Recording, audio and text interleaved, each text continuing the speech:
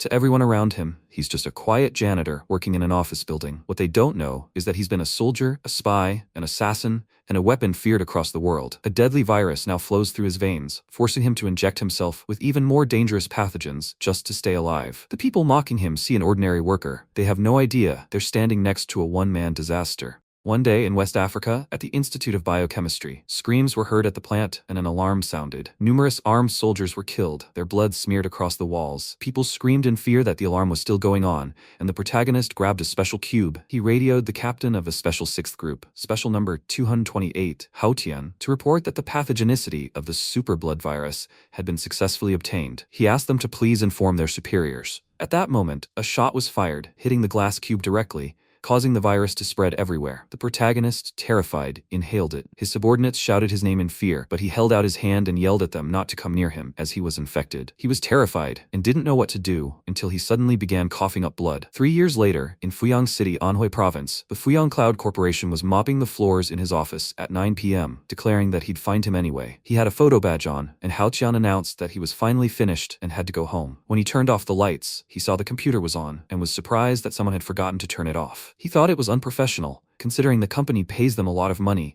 and they don't know how to count it. Electricity is so expensive these days. He went to the computer and saw an explicit video there, which made him start screaming in horror. Damn it.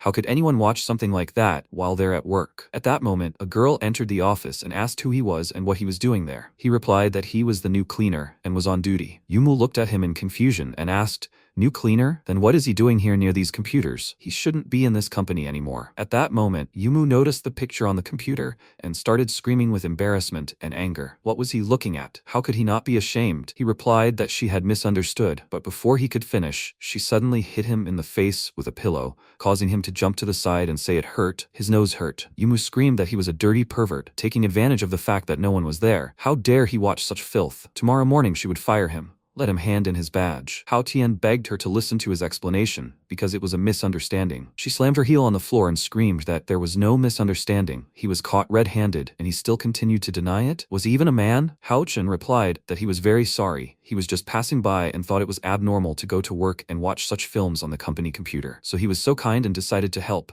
But it all backfired. He suddenly wondered why she became so agitated when she saw him. Was that really her computer? Yumu started screaming in anger at him for talking nonsense and wanted to stomp her foot on the ground again. But Hao Tian grabbed her leg and said, "Beauty." He didn't care if it was her, but insulting someone without even understanding the situation. Isn't that low? Yumu thought it was impossible. She had trained in martial arts since childhood. How did he manage to avoid her blow at such close range? At that moment, she cried out in pain and fell right onto the computer desk, causing him to exclaim, "No." Hao Chan replied that it was a great pose and that there was something to it, causing Yumu to scream in embarrassment. "Pervert, what are you up to?" Hao Chan asked again. "Pervert?" He saw that she was addicted to insults. It seemed he needed to show her what a real pervert looked like. Yumu didn't understand what he wanted to do and yelled at him not to even think about it, but he attacked her anyway, and she cried out in fear. A moment later, he picked up a pen and said, "Okay, it's done." Yumu yelled at him to just wait. He'll pay for everything he's done. She sobbed and screamed at him with tears in her eyes, causing Hao Tian to ask again, "Will he pay?" "Of course, but if this photo were posted on the company forum, she'd become very famous." He showed her an angry photo with words drawn on her cheeks, and told her to remember, girl, that she was the one who attacked him first,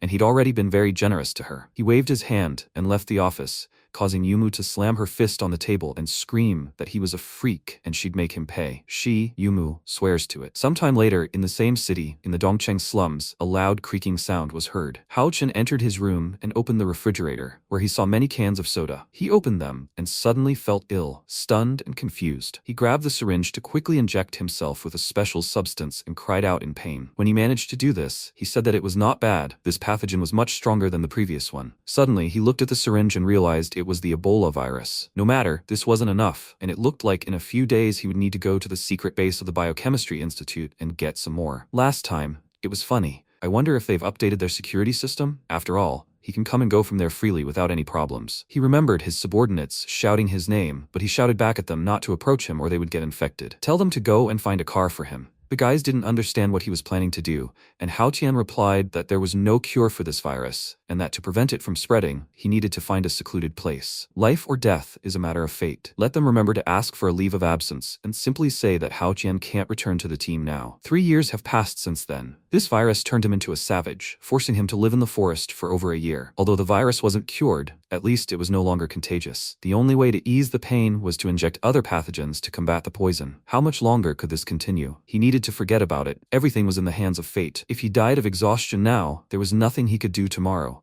and it was time for him to go to bed. When he lay down on the bed, he suddenly opened his frightened, intensely tense eyes. He didn't understand why it hadn't worked. They were viruses. How could they be useful? Had this virus mutated? Everything around him shone with a bright light, and the protagonist didn't understand what was happening. The next morning, he woke up on the floor next to his bed, breathing heavily. A profuse stream of drool flowed from his mouth, and beads of cold sweat were visible on his face. When he opened his eyes, he was surprised he wasn't dead. And looking at his chest, he couldn't figure out what the sign was. Was it a virus? Hao Tian reasoned it was like a hallucination. All these things around him could only be seen through a microscope. No matter how good his eyesight, he definitely couldn't see this. Wait, something was wrong. He'd never seen these viruses in person. Could it be possible? But before he could fully consider this thought, he stretched out his hand and grabbed the virus that was enveloping it. He started screaming. Could he really see all the viruses he'd injected himself with over the past 2 years? The protagonist laughed because this ability was too useful. It seemed he could shamelessly absorb microorganisms and bacteria for his own needs, and he needed to try it with something. He grabbed a stick, thinking it would do. He'd try using the bacteria to corrode the steel, and a moment later, it worked. This ability is simply merciless, but it requires a lot of physical effort. He turned his attention to the side and realized a virus he hadn't seen before had appeared. He needed to take a closer look. What was it? Hao Qian had studied a new type of virus. It seemed to be able to develop its abilities by absorbing various microorganisms. Hao Qian grinned and realized how amazing it was. He had not only survived the disaster but had even become even stronger. He began to laugh loudly, but suddenly became extremely tired. It seemed he had expended too much energy, and it was time for him to sleep. Sometime later, the office staff gathered at Cloud Fuyang Corporation and greeted Yumu. She is the chairwoman of a group with assets of $1.9 billion. Her nickname is the Ice Goddess. She slammed the door of the CEO's office and, as she sat down in her chair, said that it hurt. It was all because of that jerk from yesterday. She remembered how, because of him, she had suffered such great humiliation, and now she would never let him go. He seemed to have said yesterday that he was the new cleaner, and couldn't understand how a cleaner from her own company could bully her. Yumu clutched her head and realized she needed to calm down, that Yao Yao would be coming soon, and she needed to talk to her about this. At that moment, a girl in high heels and a beautiful dress entered their office, and the employee informed her that the vice president, President Yumu, was waiting for her in the office. She waved her hand and replied that she knew everything. Yumu had been so excited on the phone. What had happened? Yao Yao is the vice president of Cloud Company, a little fox with a bad temper who loves to torment others. She entered her office and asked what had happened and why she needed her so early. Yumu was surprised that she had already arrived and asked her to sit down. Yao Yao lay down on her sofa and said she was so nervous that she almost sprained her ankle on the way. She thought she should go to the spa after work. She took off her heels and scratched her feet, and Yumu asked her to look at herself. What if some man saw her now? Yao Yao asked again. Who would dare come in here without permission? If anyone dared, she would squeeze them dry. She shouldn't pay attention to her friend's usual nonsense. If her friend lost her reputation and couldn't get married, she would have to take full responsibility. But that didn't matter now. What mattered now was what had happened to her. Yumu considered it. Was she really asking what had happened? She had suffered the abuse and humiliation of the cleaner yesterday, and of course, she couldn't tell her any of it. Yumu asked if she had brought the information she requested from HR. Yao Yao replied that everyone was here. Had she lost any important information? Yumu replied no. She simply sensed that there was someone of unknown origin and very suspicious, so she wanted to know if she had any information about him. Yao Yao smirked and asked again, did he do something? If this young lady had gotten his hands on it, he was unlikely to survive. Yumu looked at the resume, stunned, and realized it was Hao Tian in front of her. She exclaimed, it's him. She sat up, feeling her butt still hurt. Yao Yao asked what was wrong and why she had suddenly turned pale. Yumu replied that everything was fine, but she had a task for her. Let her make this man suffer for the next few days. Yao Yao was surprised by this. This man was just a cleaner, and for her, a worthy vice president, to deal with a cleaner? Wouldn't that lower her to his level? His monthly salary was only 2,000, so she thought she might as well just fire him. Yumu screamed that firing him would be too soft. She wanted her to do everything possible to finish him off. At that moment, Yao Yao decided to check her temperature with her hand, and Yumu was surprised and asked, what is she doing? Yao Yao asked again, is she fine? Why is she so angry? Yumu replied that this guy had offended her yesterday, and, besides,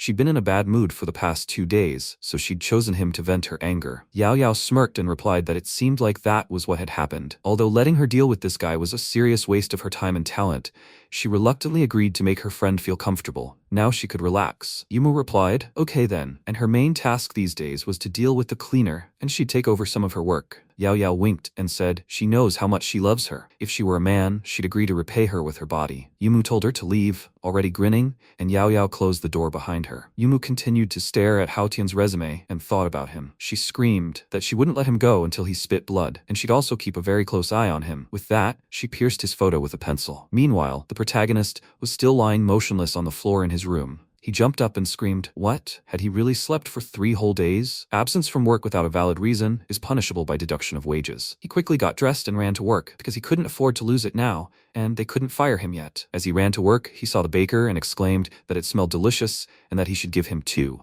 The guy asked, "Haotian, his sister-in-law said he hasn't come to work lately. Did something happen?" Haotian scratched his head and replied, "Nothing serious, he'd just been sick for a few days." The man told him to come over for dinner that day. Relatives from his hometown had recently brought him several bottles of good wine, and he knew he tolerated alcohol well. So would he have a few glasses with him? Haotian replied that his shift ended early today and he'd come over right after work. After a while, Yaoyao looked at her phone and realized it was truly strange, as Haotian hadn't shown up for 3 days. Everything was ready, but why was this guy late for the show? Her phone rang, informing her that Haotian had finally arrived at work. She replied, "Okay, let her behave as they agreed, otherwise she'll be fired." The girl replied that she'd heard him already there, and looking at his excuse on her tablet, said she'd arrived just in time, as it was time for the show. Haotian begged department head Lei not to get angry and to let him explain the situation first. He shouted that he didn't want to listen to his explanations or any of his other nonsense. He'd been too insolent. His probationary period hadn't even expired yet, and he was absent from work without a valid excuse. What did he think he should do? Haotian, perplexed, replied that he was absent due to family reasons,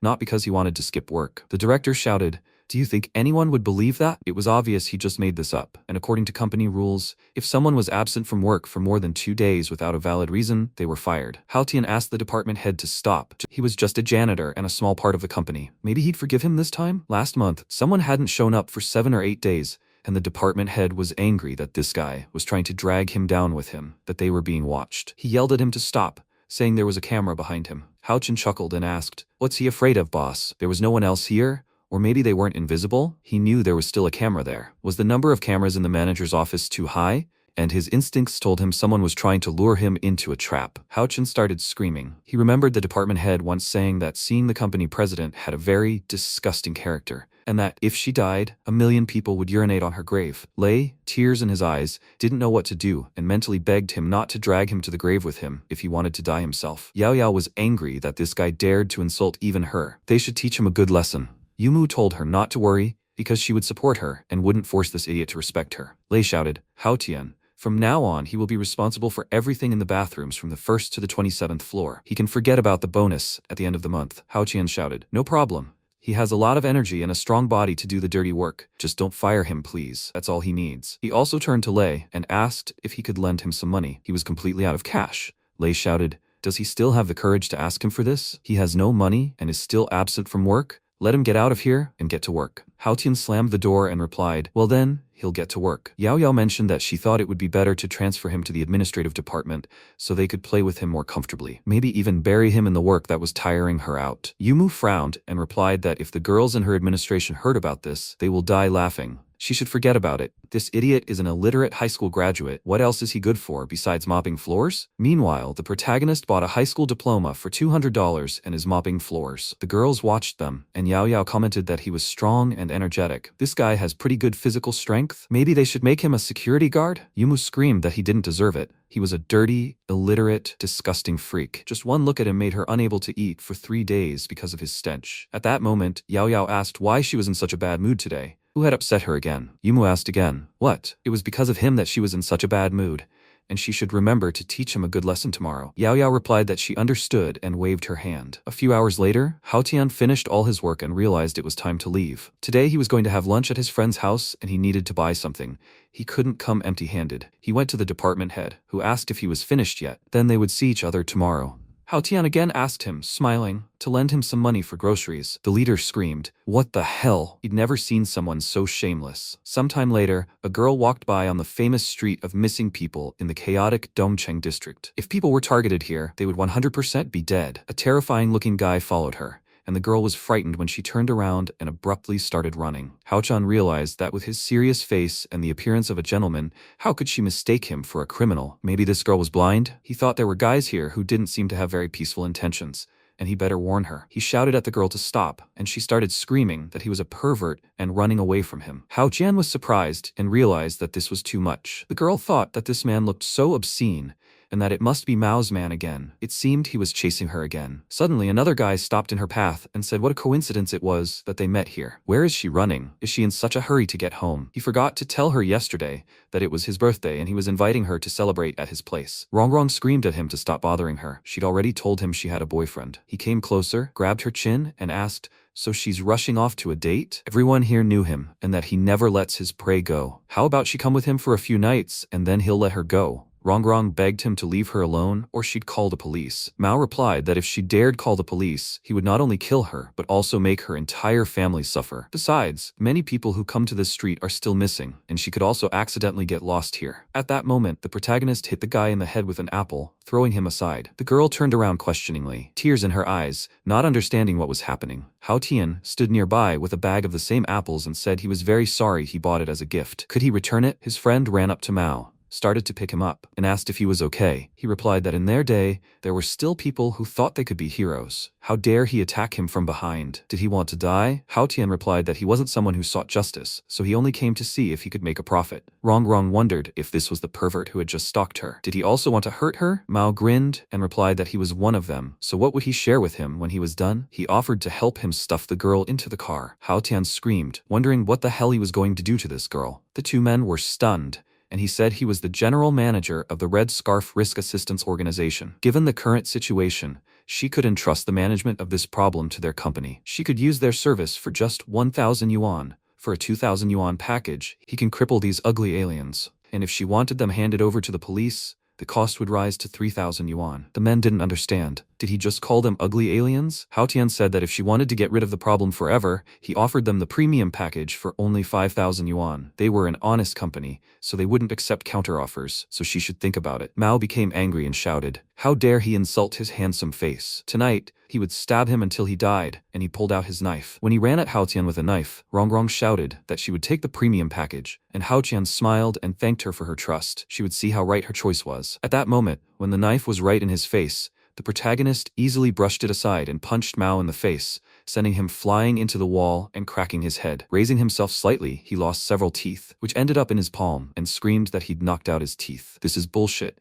No one in this area had ever been subjected to such humiliation. Hao Tian asked with a smirk. Really? After that, he kicked the guy in the face even harder and screamed that this was his first time. At that moment, his friend grabbed the knife and began attacking Rongrong, shouting that it was all her fault, that he would finish her off right now. But suddenly, he was captured by Hao Tian's forces, and before he could even think about it, it happened. Hao Tian began to strangle him, and the guy screamed in pain and a moment later fell to the ground, exhausted. Rongrong was surprised. Who was this guy? He was too strong. Hao Tian kicked Mao in the back again and said the mission was successful. If she didn't want to see those two ugly aliens again, she could order a diamond package. He could get rid of them, and even the police wouldn't find a trace of them. She replied that she didn't need it and that she thought he really could do what he said. Rongrong thanked him, saying he was a good man and would be blessed for his good deeds. Hao Tian replied that he didn't need her blessings, and he needed money. She said she didn't have enough money in her wallet, only 300 yuan. Hao Tian asked if she was that poor. She replied that she had just started working, so she didn't have much money, and she would give him the rest later, she swears. Hao Tian replied that she could pay the remaining 4,700 yuan in installments,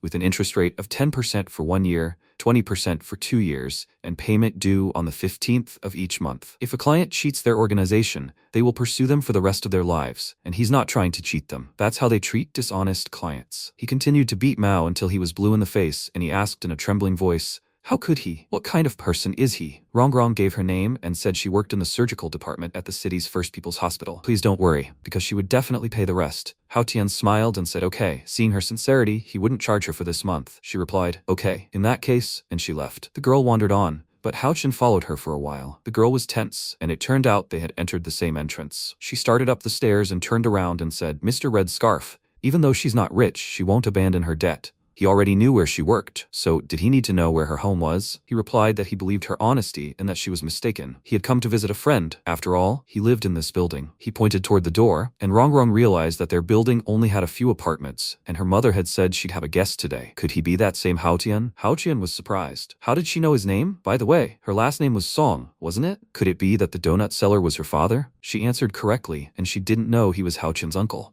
This made her embarrassed, and Haotian became angry, saying it was incredible how his friend could have such a beautiful daughter. He laughed and replied that their age difference wasn't that big, so she shouldn't call him uncle. She replied no. He was her father's friend, so she should call him uncle. Since he was her uncle, could she not return his money? Haotian replied no. The contract was already signed, unfortunately, and it couldn't be broken or cancelled. At that moment, she walked down the stairs toward him and asked if she could get a discount. He scratched his head and replied that he could waive the commission fee, but the principal payment had to be paid. Rongrong thanked him for this, and Haotian thought it was hard to believe his friend had such a sweet and cunning daughter. At that moment, Rongrong's mother just came home and asked, "Rongrong, Haotian?" The guys turned to look at her in surprise. She asked if they really knew each other. After that, they entered the house, and Haotian and his friend decided to have a drink. Their glasses collided, and the father of the family said he suggested they have one each to warm up before the meal. He didn't have to worry about the food. Everything would be ready in a couple of minutes. Haotian replied that they didn't have to rush, and in a separate room, Mom and Rongrong began discussing. Zhang asked if she really had met him halfway, and if they really hadn't met before. She replied that it was true,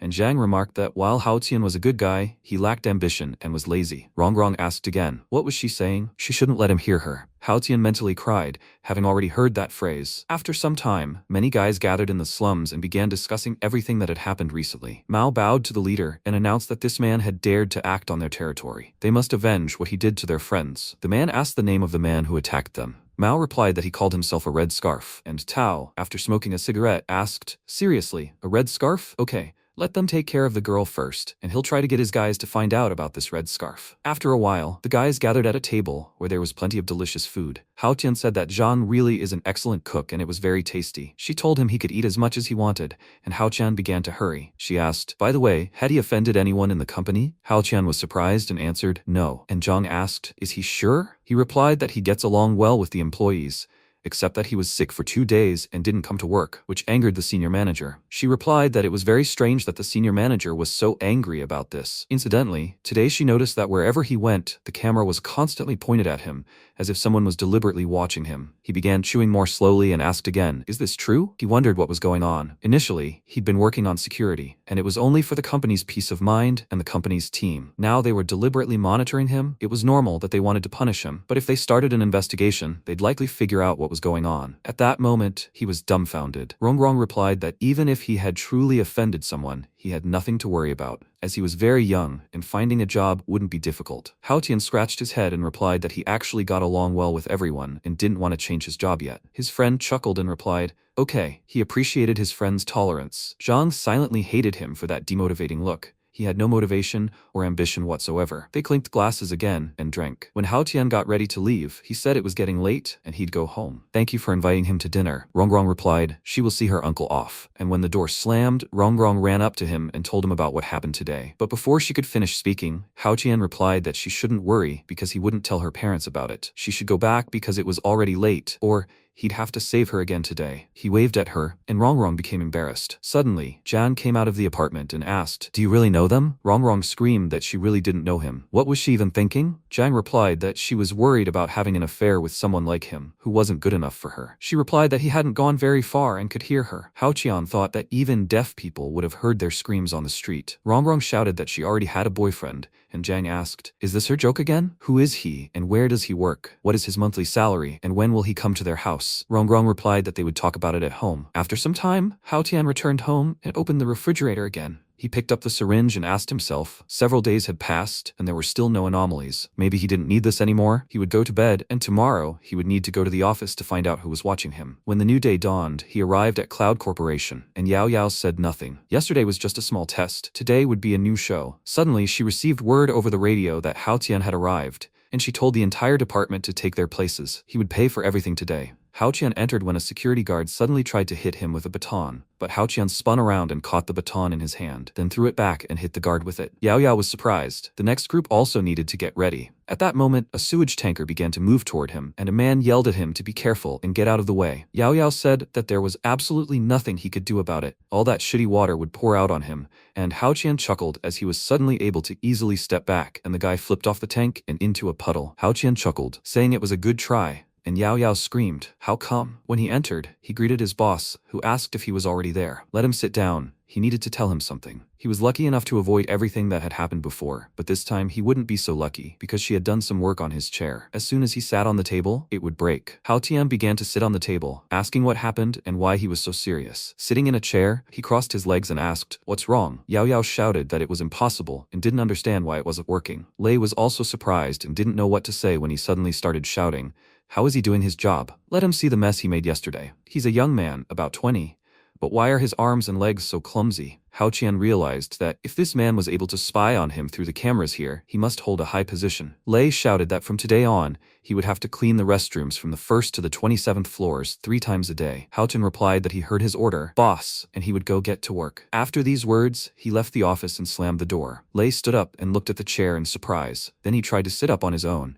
But at that very moment, the chair broke. He screamed because his butt was really hurting, and Yao Yao was surprised. It was strange. The chair was clearly broken, so how did this guy manage all this? At that moment, Yumu knocked on her office door and asked how everything went today. Yao Yao replied that dealing with this guy was difficult. She hadn't even been able to relax all day, but he was clearly forcing her to do something else. Yumu asked again, "Something else?" She replied that there was something she wanted to do and whispered in her ear that she would tell her a secret. Yumu asked again, "But wasn't that too much?" She replied that her friend was too kind, and she shouldn't worry about it because she would take care of him for her. Yumu thought about having a meeting that afternoon, so she was in charge of this company, and Yao Yao said okay, she would do her job, and Yumu could be sure of that. After some time, the protagonist found himself in the restroom and washed the floor. He was surprised that they were seriously watching him, even while he was busy cleaning. It really irritated him. Maybe it was the girl he met earlier. No. He didn't think she would dare, since he still had her photo in his hands. First, he'd determine where this person was. Most likely, he should be somewhere in the administrative department on the 8th floor. The girls were discussing what was expected of the president's female army. He checked the entire department but still didn't see her. Suddenly, he was stunned and didn't understand what this girl was doing. Was she the general manager? She was yelling at him to drop everything, clean up, and go up to the president's office on the 8th floor. The copy room was really dirty, so he should go and clean it up. It was Yao Yao who spilled ink in the office, and Hao Tian replied that it was all clear and he was on his way. So she wanted to deal with him? Fine, then he'd play with her a little. After some time, the protagonist found himself on the 28th floor. When the elevator doors opened and he entered Yao Yao's office, he saw an incredible mess on the floor, scattered with paints of various colors. Yao Yao greeted him and said she was so sorry he had to come here because of her. Liu wasn't feeling well today, so she had to call him. The girl had been watching indecent images at work and knew she had to stop watching them at work, or she would get into trouble. Hao Qian was surprised. How could such a thing even happen? Yao Yao replied that she accidentally dropped the ink, and Hao Tian thought that she couldn't have done it by accident. Even the real King Kong wouldn't be that clumsy. Yao Yao replied that they were lucky the boss wasn't here today. Otherwise, she would have gotten a severe scolding. Hao Tian considered that she could continue pretending.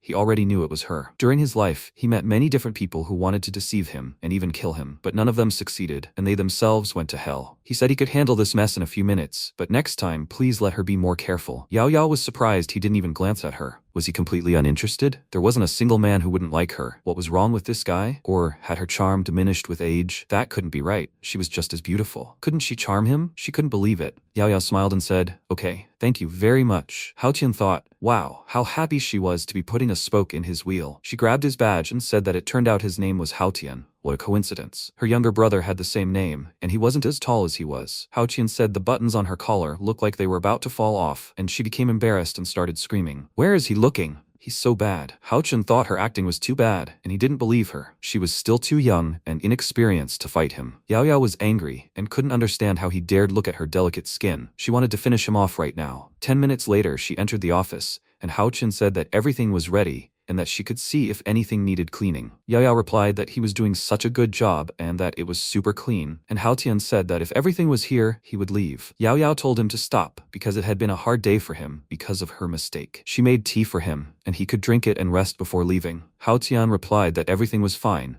He wasn't tired and didn't want to drink right now. There must be something wrong with this tea. After all, she'd been pretending for so long just to give it to him. Yaoyao thought that since he was not only rude but also very vulgar, she'd increase the dose for him, and if he didn't drink it, all that work would be for nothing. She said she'd never offered tea to anyone before, and had never treated anyone to this. It was so hard for her to have tea, but he didn't drink it. He was so mean. Let him not be such a bore. Haochin replied, okay, he'll drink it all, and now they'll see what all this show was about. She laughed, thinking about how he could drink it and feel all the pain in his ass. Haochin brought the glass to his face and realized it was a laxative. He grinned, saying that even a super virus couldn't do anything to him, so what would a small dose of laxative do to him? Yao Yao grinned, and Haotian said thank you, it's very refreshing. She realized it had worked, and Haotian thought that now that she'd made her move, she shouldn't accuse him of becoming a wolf. If he didn't resist, he wouldn't be able to live up to her high expectations, and as the saying goes, he'd do to her what she did to him. Let her feel the pain in her stomach. At that moment, he grabbed his head, and Yao Yao screamed, what happened? He creaked so suddenly, startling her. He replied that he'd remembered something and wanted to hear her opinion, and she asked again, what? Yao Yao was frightened, and didn't understand what this guy wanted, and he mentioned that it seemed one of the girls from their 8th floor had taken offense at him, which startled Yao Yao. Haotian said that in the last 2 days, he'd noticed that wherever he went, the camera was constantly pointed at him. To interrupt this, someone from the president's administrative department on the 8th floor, where only girls were, would be needed. Yao Yao realized that this guy had figured everything out quickly and was quite perceptive. Even if someone was watching him, it didn't mean they were interested in him, and Hao Tian replied that he'd thought so at first. After all, he was just a small janitor, and his position in the company wasn't that important, so why would anyone keep an eye on him unless he'd offended anyone? Yao Yao asked, he's such a good person. How could he offend anyone? Hao Tian confirmed this and said, does that mean she also thinks he's a kind, good person? And since he hadn't offended anyone, it means someone had caught his eye. But when he thought about it, it became a little creepy. He was just a janitor, with no money or talent, and the woman spying on him, he believed, was not fully developed. He was sure she had the body of a pig and her personality probably left much to be desired. He was also sure that she was destined to be alone. He didn't know if he could handle her on his own, but if he couldn't, he hoped she would help him. He put his hand on Yao Yao's shoulder and thanked her for listening to his problem. He thought it was time to get back to work. When he left the office, Yao Yao realized he was a good man, but now they'd see if he was still calm in 3 hours. After a while, Hao Tian thought about how the golden diarrhea virus usually takes effect no later than 3 hours. It was a shame he wouldn't be able to look at a beautiful woman in distress. At that moment, a car with Yao Yao at the wheel pulled up and said what a coincidence. She didn't expect to see him after work. He was surprised because he wondered what else she had planned. Yao Yao said that if he hadn't helped her out that afternoon, her boss would have scolded her, so she should thank him. Let them go, and she'd treat him to dinner. Hao Tian opened the door and replied with a smile that he didn't think it was worth it. If Yao Yao didn't understand, then why was he even bothering to come here? He got into the car and buckled up, asking where they were going to eat. Yao Yao replied that it would be a very nice place and pressed the gas pedal, saying that he would see it when they got there. As they were driving, Hao Tian looked around and asked if they were leaving the city. But hadn't she said they were going to eat? Or were they going to eat in the countryside? Yao Yao asked again. He thought she was going to eat with him, right? There was a restaurant near the city, and they said it was delicious, so she decided to try it too. Hao Tian replied with a smile that he was looking forward to it, and wondered if she wanted to take him to a place with no toilets and watch him make a fool of himself. Unfortunately, she was about to get a taste of her own medicine. She thought that the action was about to begin, with 5 seconds left until the end. Silence fell between them, and she didn't understand why nothing was happening. Is it because the pills had expired? Suddenly, she felt something wrong and her stomach hurt. She grabbed her stomach and realized that she was in great pain. She hadn't eaten anything for half a day and didn't understand how this could have happened. Because of this, Yao Yao stopped abruptly, grabbed some napkins, and ran into the forest. Hao Tian asked, where is she going? He didn't see a restaurant here. Yao Yao climbed over the fence and screamed, what the hell is a restaurant? Let him stay in the car. She continued running in terror, and Hao Tian asked why she went into the bushes. It wasn't safe. She screamed at him to wait here and not to follow her. She was in a hurry. Hao Tian replied that she could have just told him directly that she needed to go to the toilet. Otherwise, he would have thought she had some kind of crazy fetish. Yao Yao screamed angrily, what is he, an idiot? What does he think she's going to do with a piece of paper? She needs to go a little further. She started taking off her panties, and Hao Tian yelled that there might be snakes there and that if she was in danger, she should call him. She got scared and screamed that there weren't any there. He was just joking. She replied that he was a freak. How dare he mock her? She would finish him off a little later. At that moment, she suddenly felt nauseous and vomited. Her hands were shaking, and she didn't understand what was wrong with her. She felt very ill. Hao Tian, who was standing near the car, also didn't understand why she was gone for so long. Maybe something had happened to her? A minor case of diarrhea couldn't kill a person, right? Suddenly, She came out clutching her stomach and told him to call an ambulance and help her. She blushed and felt very ill, when suddenly she tripped over a stone and fell right into his arms. Hao Tian was scared. Why was she bleeding? What should he do? Should he call an ambulance or try to deal with the virus himself? He's afraid there aren't enough hospitals in the world that can cure her. She has little time left, and he needs to sort this out as quickly as possible. He laid her on the ground and placed his hand on her chest when he suddenly felt the virus rejecting him. He realized that at this rate, she could die, and he had to do something. Since recovery had failed, the only way to eliminate it was to fight the virus with another virus, and there was simply no other way. Although he didn't think it would work, and seeing the image of the virus, he asked, is that what he needs? He could magnify microscopic things using visualization. He needed to try to first magnify it and then destroy it, and it should work. He placed his hand on her stomach and began diluting it with the various viruses that were infiltrating her body. A moment later, he saw this yellow virus in a huge ball, and from it emerged a visualization of the golden diarrhea virus. When it jumped near Hao Tian, he was surprised and asked,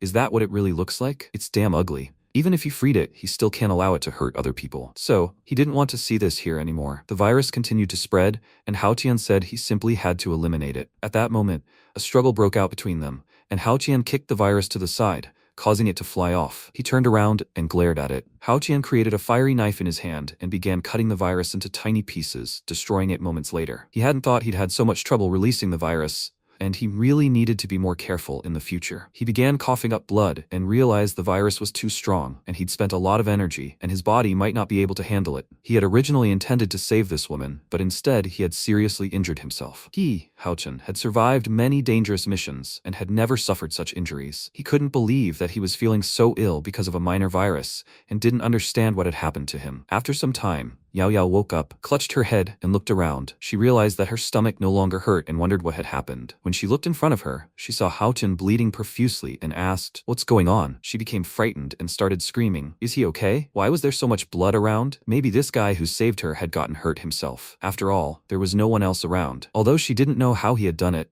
she couldn't just sit and wait for him to die. Because of this, she dialed an ambulance and asked him to hold on. She would call an ambulance right now. He kept muttering, that damn old bastard. Hao Tian lost his parents when he was a child, and a certain old bastard raised him. Until the age of 8, he lived in the mountains and studied medical books and texts. By the age of 12, he had already learned to dissect a corpse. Just when he thought he'd become a doctor, the old man sent him to war, where he was on the brink of death every day. And when he thought he'd become a mercenary, the old freak sent him on a murderous journey around the world. He was young and cold-blooded, leaving no one even the slightest chance of survival. When he'd shed enough blood and amassed a vast fortune, he was ready to abdicate his throne as the supreme assassin. This old man faked his death and then asked him to join the national unit as a freelance agent. This old man was so good at his job that when he received new documents, no one had the slightest question about his identity. Then one day, while on a mission, he received a message that the old man had died, and before he died, he left him a small wooden box. In his will, he wrote that he would only be able to open it when he was strong enough. He always acted very mysterious. The next day, he tried everything he could to unlock it, but to no avail. After that, he immersed himself in work and spent a lot of time on assignments with a bunch of Secret Service agents,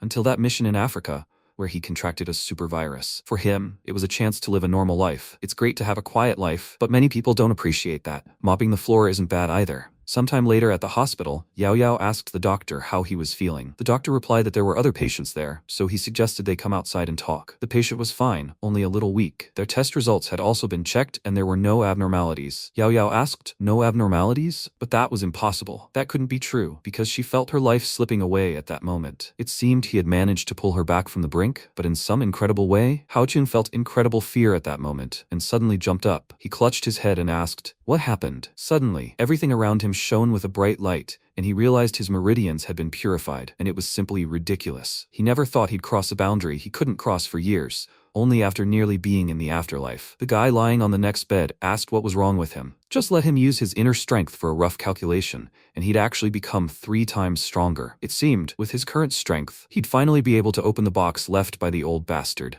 At that moment, Yaoyao entered his office and asked if he was awake.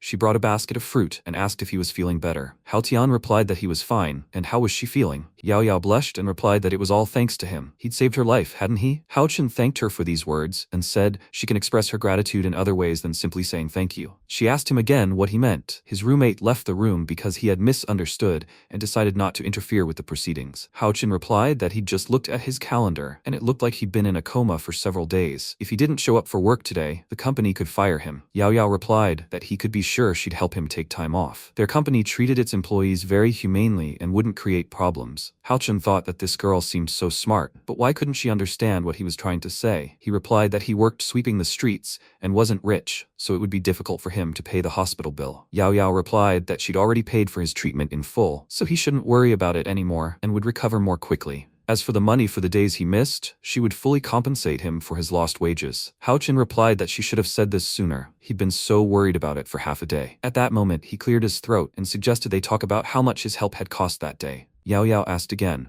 how much had his help cost? Hao Qian replied that he thought she understood the whole situation, because if he hadn't saved her with his ancestral medical skills, she would have died by now. He almost lost his life because of that, and that's what he meant. Of course, he wouldn't ask for a lot of money. Yao Yao became angry, because of course she was grateful, but wasn't he being overconfident? Hao Qian asked her to just give him that much, and she asked again, 1,000? Hao Qian was surprised and asked, how could she say that? 1,000 wouldn't even be enough to pay the medical bill these days, and she asked again, 10,000 then? Is that enough? Hao-chun replied, darling, is her life worth 10,000? She started screaming, is that not enough? He wants 100? Hao-chun replied, yes. After all, she was from the president's office. For her, this should be a drop in the ocean, right? Yao Yao got angry and replied that although 100,000 wasn't much for her, they still had one more issue to resolve before giving it to him. He should know that she is a very decent and innocent girl. That day, she was in a coma and completely helpless. After all, he was a man, and he asked her to stop because he wasn't that kind of person, and she couldn't even imagine what he could have done.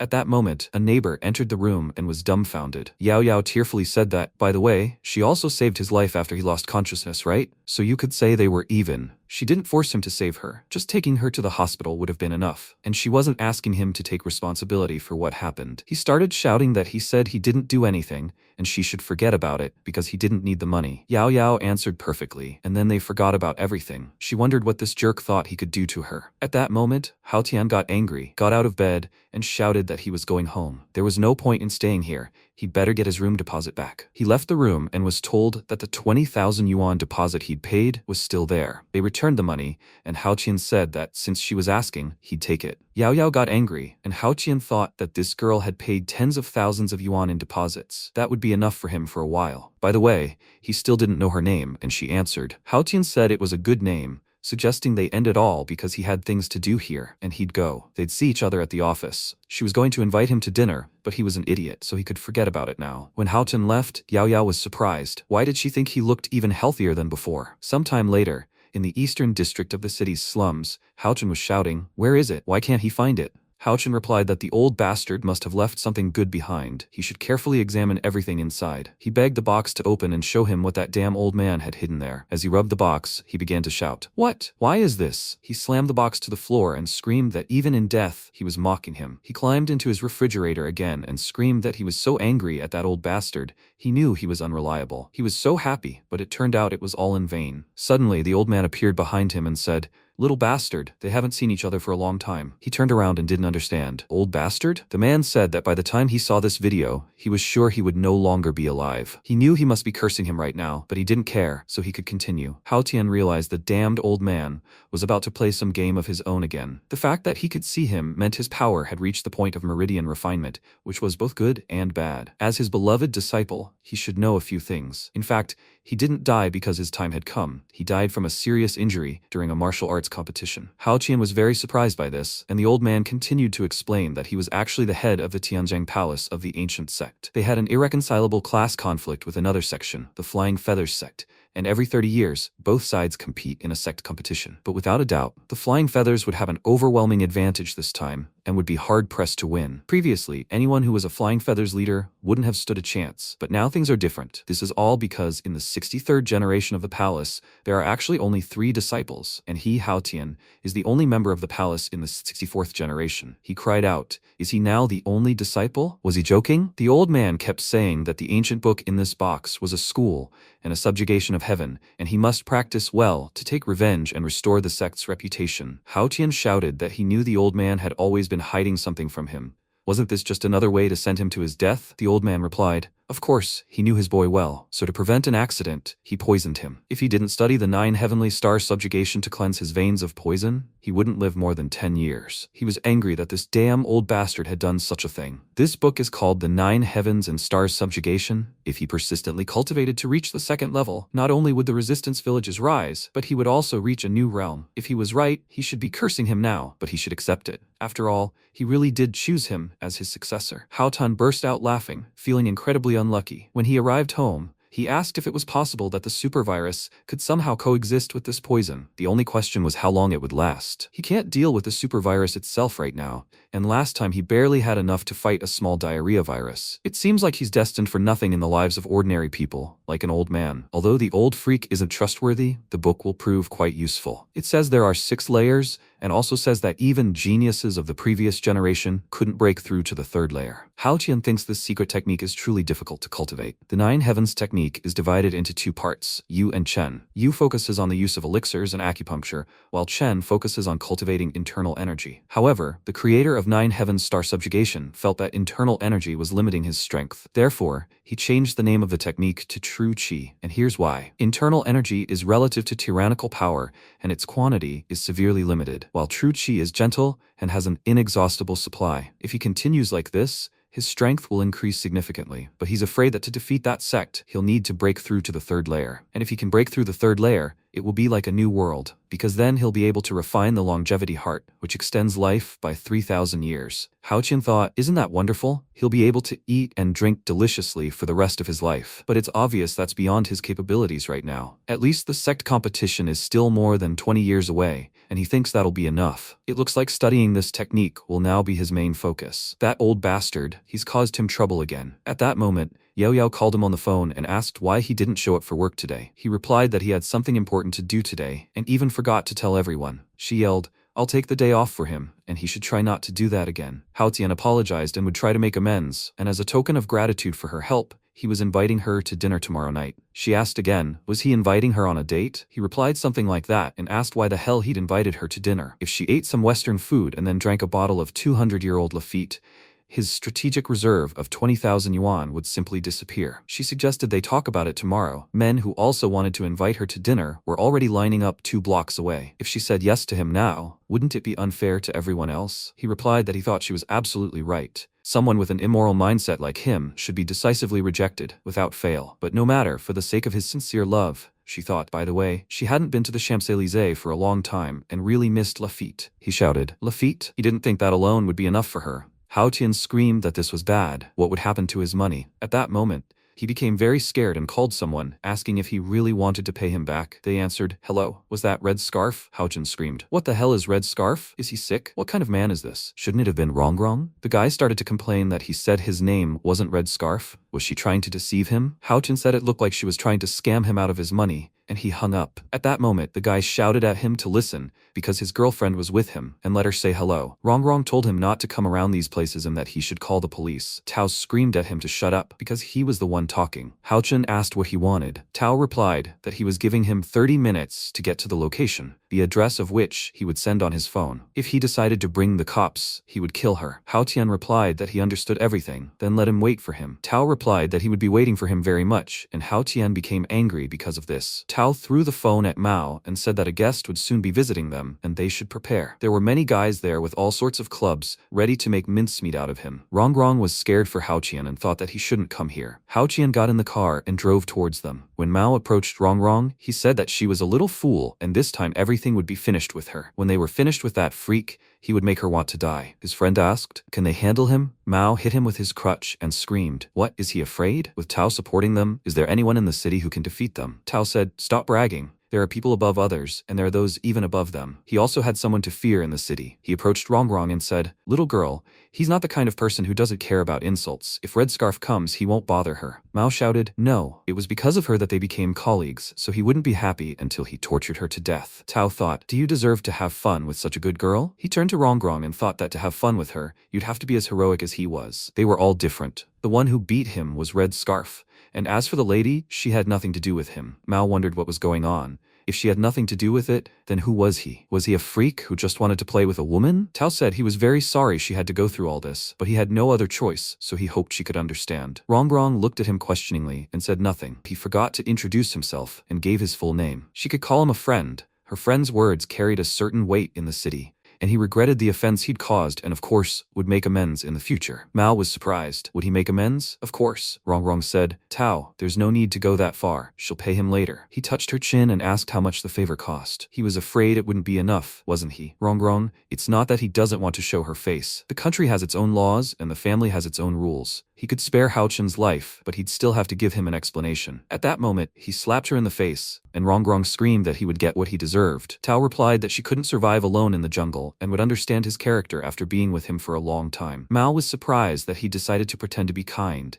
and at that moment, someone burst into their room. All the guys looked in shock as Hao Qian entered the room, confidently striding toward his goal. Mao realized it was him and started yelling at Tao, calling him that jerk. Rongrong asked why he was here alone. They had weapons and he should run. Tao asked where he should run. They all surrounded him, and Tao sat down in a chair and said that since he dared to come here, he had courage. It seemed he was a man after all, and he even began to respect him a little. Hao Tian scratched his ear and said that his mother knew well whether he was a man or not. What didn't she tell him? Everyone around him was dumbfounded with fear, and Tao screamed with hatred that he would die today. Does he even know someone's territory, and what happens to those who cross him? Hao Qian called Rongrong and asked her to wait a little longer, because he would soon drag her out of here. She shouldn't worry, because today it was a free service. Tao asked, did he still have time to joke at a time like this? Hao Qian turned and asked, were those two losers from that day here too? He laughed and said he didn't expect that beating them up accidentally damaged their brains. Do they want to be beaten again? Mao shouted, Red Scarf, if he doesn't leave here lying down today, he swears he won't be considered a man. Hao Qian replied that if he understood correctly, Tao just slapped Rongrong, right? Mao was surprised that he'd ignored him, and Tao told him not to worry about it and to think about not getting slapped himself. Hao Qian realized it was him after all, and after stretching his neck,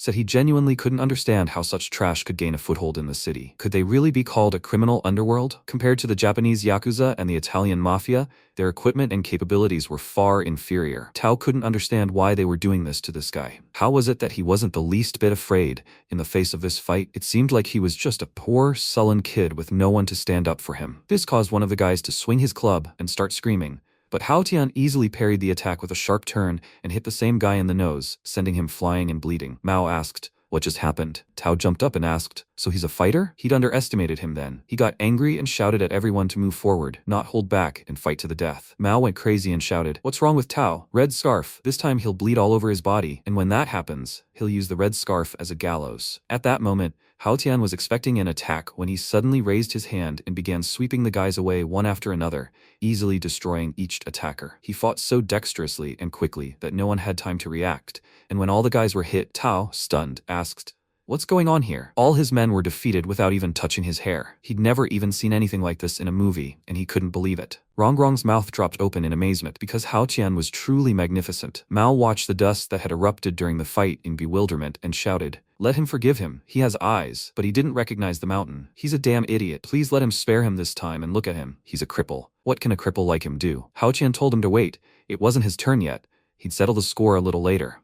Mao fell to his knees before him and began banging his head on the floor, begging for his forgiveness. If he let him go today, from now on, he would do whatever he ordered. He would treat Rongrong like his own sister only if he ordered it. The guy burst into tears and said that this time he really didn't do anything, that he had nothing to do with it at all. Tao admitted that Hao Tian was really something, and he thought, the bald guy seems to have some sense too, since after seeing what happened, he decided to stay. The bald guy approached him and said that he had been in this business for so many years, but this was the first time he had encountered such a difficult opponent. But as the saying goes, even the most skilled martial artist is afraid. MC noticed how he was hiding his hand behind his back and said that if he was going to draw a gun, he should do it now. What's the point of talking about this? The man was surprised. Did he think he was bluffing? He pulled out a gun and said with a smirk that it was a real gun, and then Mao immediately switched back to his side and laughed at Hao Tian, asking what was wrong with his head. He had never seen a gun before. He should hurry up and kneel right now and beg for forgiveness. Then maybe Brother Tao will have mercy and spare his dog's life. He accidentally touched the man with his hand, which caused him to angrily kick him and push him aside, after which he pointed the gun at him and exclaimed, he still dares to brag here? He was going to kill him now. The guy panicked and called himself an idiot for screwing up, and MC called out to the bald guy and asked if he was holding a Glock 17. He should just not not tell him that he loaded it with domestic bullets. He wasn't afraid that the bullets might explode right in the barrel. The man thought, doesn't he even panic when he sees a gun? If he admits defeat here, he will be out of business. He pointed the gun at him again and ordered him to stop pretending to be brave. Will his fists outpace a bullet? He respects him as a man, so if he admits his mistakes and follows him from now on,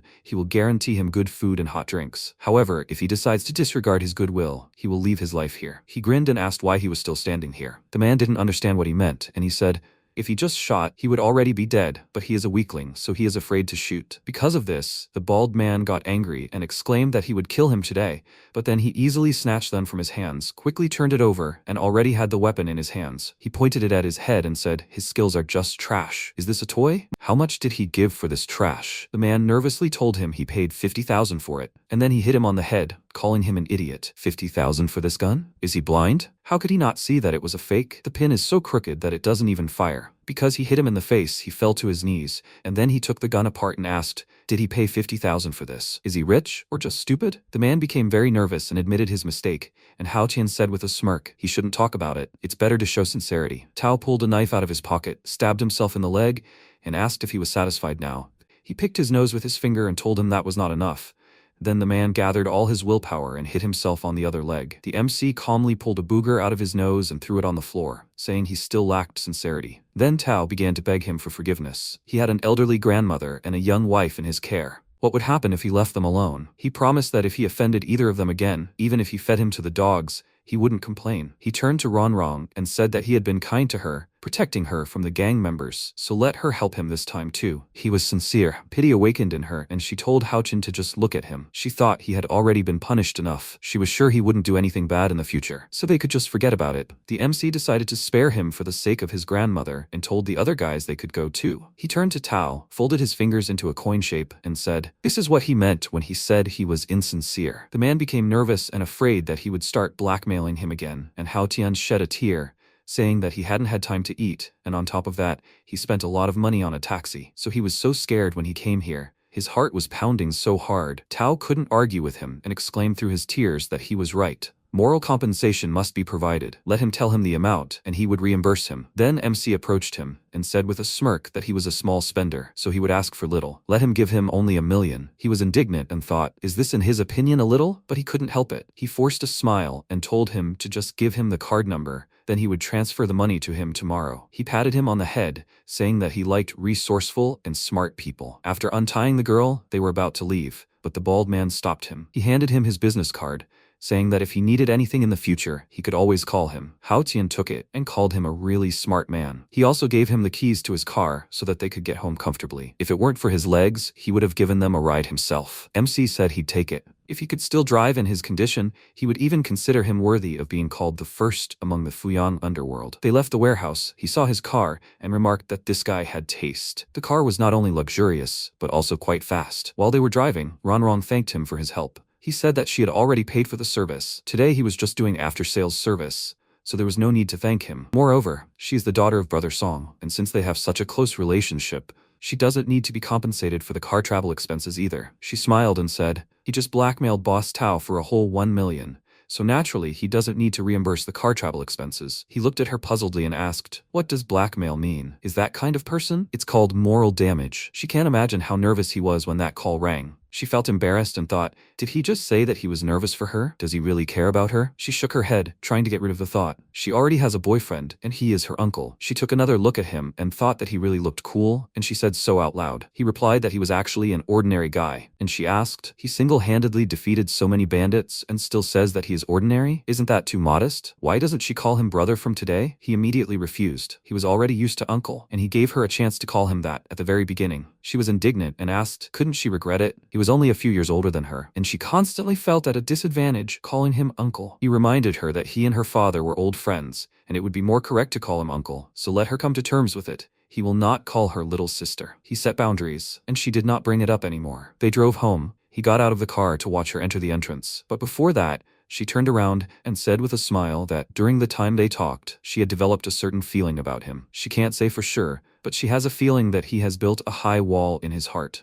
At first glance, he is very sociable and caring, But as soon as someone wants to get close to him, they discover that everything they approached was just a big cold wall. He played dumb, saying that she spoke too complicatedly. He didn't even finish elementary school, so he didn't understand her. She smiled and said, since childhood, she envied those who had older brothers, which is why she really wanted to treat him like a brother. She didn't mean anything else in case he suddenly misunderstood her. Also, he's a very good driver. His driving skills are even much better than experienced taxi drivers. She doesn't even mention his knowledge of martial arts. He has so many skills, so why did he decide to work as a cleaner? He answered her that cleaning dirty things gives him a sense of satisfaction. But is it bad to work as a cleaner? Ronrong said that his reasoning sounded good, but unconvincing. He's probably already been through a lot, and both his mind and body are exhausted. So, cleaning is a way for him to relax his spirit, right? He frowned for a second, then smiled and said, she's embellishing things too much. He doesn't even have a driver's license. He told her to stop worrying about him. Isn't she tired herself? Doesn't she want to go home? She insistently suggested that he think about it as soon as she goes home. She knows what's in his heart. She also thinks that he should return this car to the person he took it from. He got into the car and told her to go already.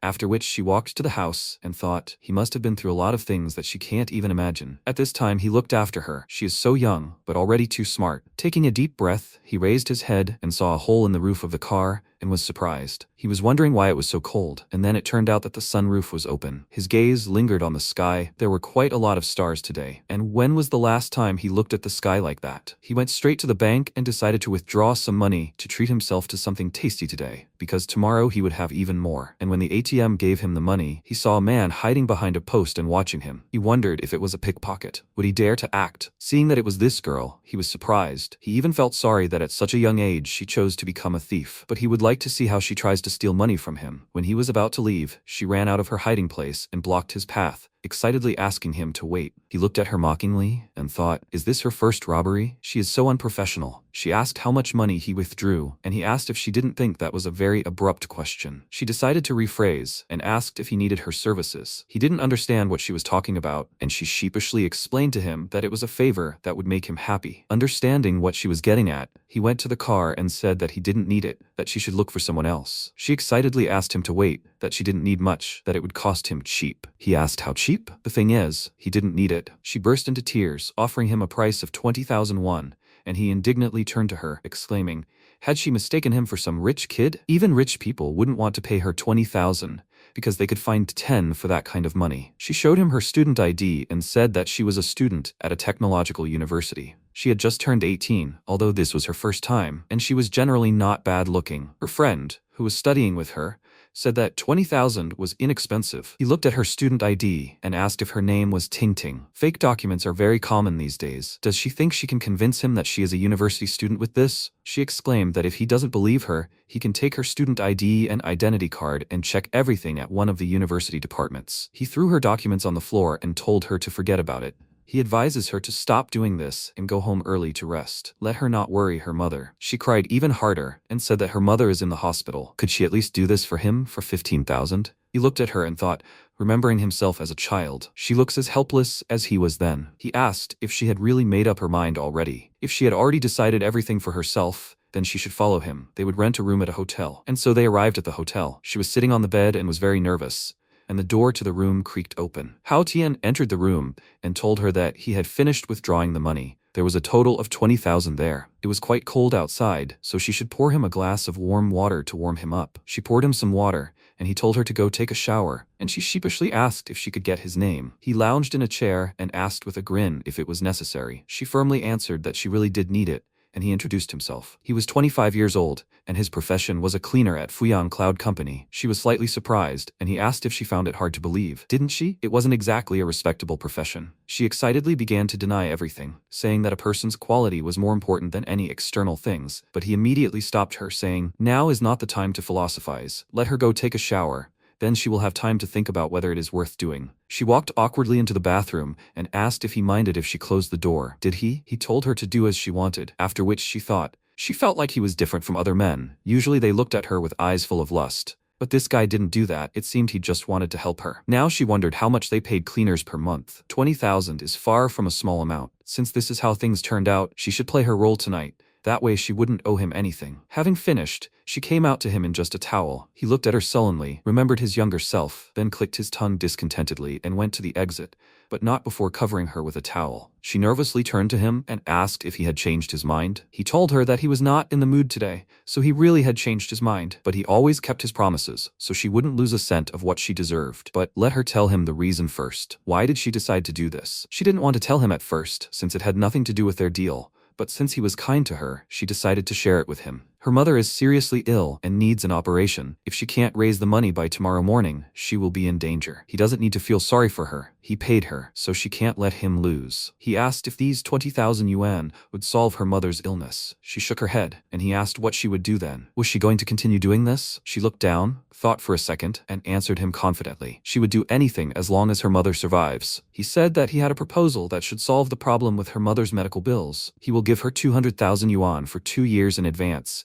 She will clean, cook, and so on whenever he needs her. She was very surprised and asked, is he kidding? Why does he need her? Since for 200,000 he can find a professional cleaner and cook, he said. He is not giving her his 200,000 for free. She will have to return it when she has a job. Besides, she will have to pay an additional 10% of the amount. Ting Ting was very happy, so much so that she cried. She will not have to overcome herself and do this, so she thanked him and said that he is a really good person. At this time, he awkwardly looked away and thought, 10% and 2 years of free labor, is this called a good person? After some time, he prepared a contract and brought it to her. 20,000 is a deposit. The rest of the amount will be transferred to her within 3 days after signing the contract. She asked, this is not his wife's money, is it? He indignantly told her to hurry up and sign everything already. He was still waiting to go home and rest. She signed. He immediately snatched the document from her hands and said that he was leaving. And let her remember, she should not do stupid things anymore. Otherwise, her mother will be upset when she finds out about this. She suggested that he rest here, since it was too late, and he, with a glassy look, told her not to make a scene. If he can't control himself, then what will he become? He left, slammed the door loudly, and she was left alone. She sat on the bed, happily waved her legs, and told her mother that she met a good man today. At that time, he left the hotel. He can't believe that he voluntarily became a student's sponsor. If the old man found out about this, he would laugh at him. He decided to forget about it for a while. He had lost a lot of time, so he would have to train harder today. The next day he went to work. He didn't manage to get enough sleep, so he yawned all the time. Finally, the money Tao promised arrived in his account, plus an extra 500,000. He sent him a message. He had some more money, so he added an extra 500,000. MC wrote back to him and told him to stop talking nonsense. Yesterday, he left his car near the warehouse. He thought that in his entire life, he had never met such a generous person. This guy is not that stupid. He can be useful in the future. The elevator opened and he saw someone interesting. She got on the elevator and he said, what a coincidence. They met again. How is she doing? Yuma was very surprised by him, and then there was an awkward silence. He took out his phone and mockingly said that he forgot to post something on the forum. She indignantly told him not to even think about it, and he showed her the photo and asked, does she think he doesn't dare? Then they can wait and see. She called him a vile and shameless person, which even made him outraged. He approached her and, forcing a smile through his anger, said that she didn't know him well enough yet. If they knew each other, she would know that he was not vile and shameless. He was very vile and completely shameless. She stared at him in shock and thought, too shameless. This guy, how can he be so despicable? No, she's the deputy head of the company. How can she lose to some janitor? She poked her finger into his shoulder and ordered him to shut up. She'd met many like him. He shouldn't even think he could scare her with this. She was very busy right now and didn't have time to worry about him, so he should get lost and never show up again. He exclaimed with a grin that she had said exactly what he wanted, but she shouldn't take back her words. He hated dealing with women more than anything. They were like brown lollipops that were impossible to get rid of. She exclaimed, why would she even bother with a janitor? She was so furious that she almost wanted to finish him off, but thank God she didn't explode from emotion. The elevator arrived on time to the 40th floor she needed. Clicking her tongue in displeasure, she got out of the elevator and swore to teach him a lesson while he waved his phone with that photo after her. Meanwhile, in the office, Yao Yao saw them on the cameras and wondered what Hao Tian had done. Why was his sister so upset with him? Yumu entered the office and immediately asked how things were going with that idiot, to which she replied she had been busy with work lately because of someone, so she hadn't been paying much attention to him, but she was working on it. She hadn't come to work for several days. Did she have a boyfriend? She tiredly sat down on the sofa and told her that she didn't have a boyfriend, but it was quite possible that she would get married soon. Yao Yao was very indignant and called her a traitor because she had lied to her all these years. Didn't they promise each other that neither of them would get married? And if they did, the other would have to go down the aisle too? Wasn't she pushing her sister into a fiery pit? She replied that she was also very worried, which is why she came to discuss it with her today. She finished her story when it was already getting dark. Yao Yao exclaimed indignantly,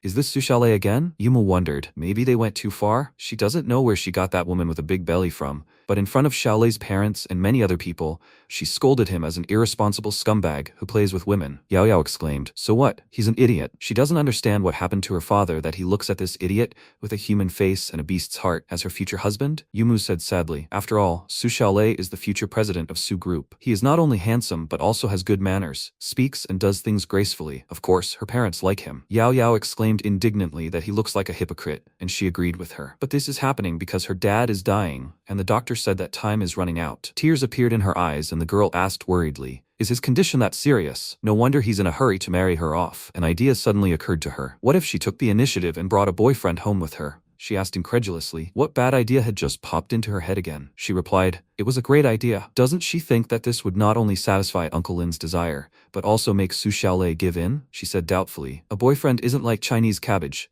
How can she quickly find someone suitable? Yao Yao called her stupid. She can just find a fake boyfriend. This idea seemed bad to Yumu. It was unreliable. And if this man blackmailed her with it, wouldn't it lead to trouble for her too? Yao Yao thought, although this is true, it's strange that this is all she cares about. She said it wouldn't be easy, but she thought she could find the right person to trust. That's all she could do for her sister. Yumu decided to trust her and said goodbye. She hadn't been to the company for a few days, so she'd go take care of business first. Yao Yao wished her success at work, then thought, a toad with 3 legs is hard to find, but a person with 2 legs? Haotian's face immediately popped into her head. She didn't know why, but as soon as she thought of the right person, he immediately came to mind. Chen Haotian, this guy is 100% dependent on money, but if she makes him Yumu's boyfriend, she'll immediately vomit blood when she finds out. For now, she'll forget about it. She needs to arrange a meeting first. At this time, MC received a call. Seeing Yao Yao's name on the screen, he cursed because he knew she was definitely going to invite him to dinner. He answered the call calmly, pretending everything was fine, and asked how she was doing. She answered him discontentedly that she was doing badly. After all, he forgot to invite her to dinner. He pretended that he really forgot and asked when they were going to dinner. She told him to go down to the parking lot. She would take them straight to the restaurant. The call ended, and he almost burst into tears. What bad luck. Just yesterday he lost a lot of money,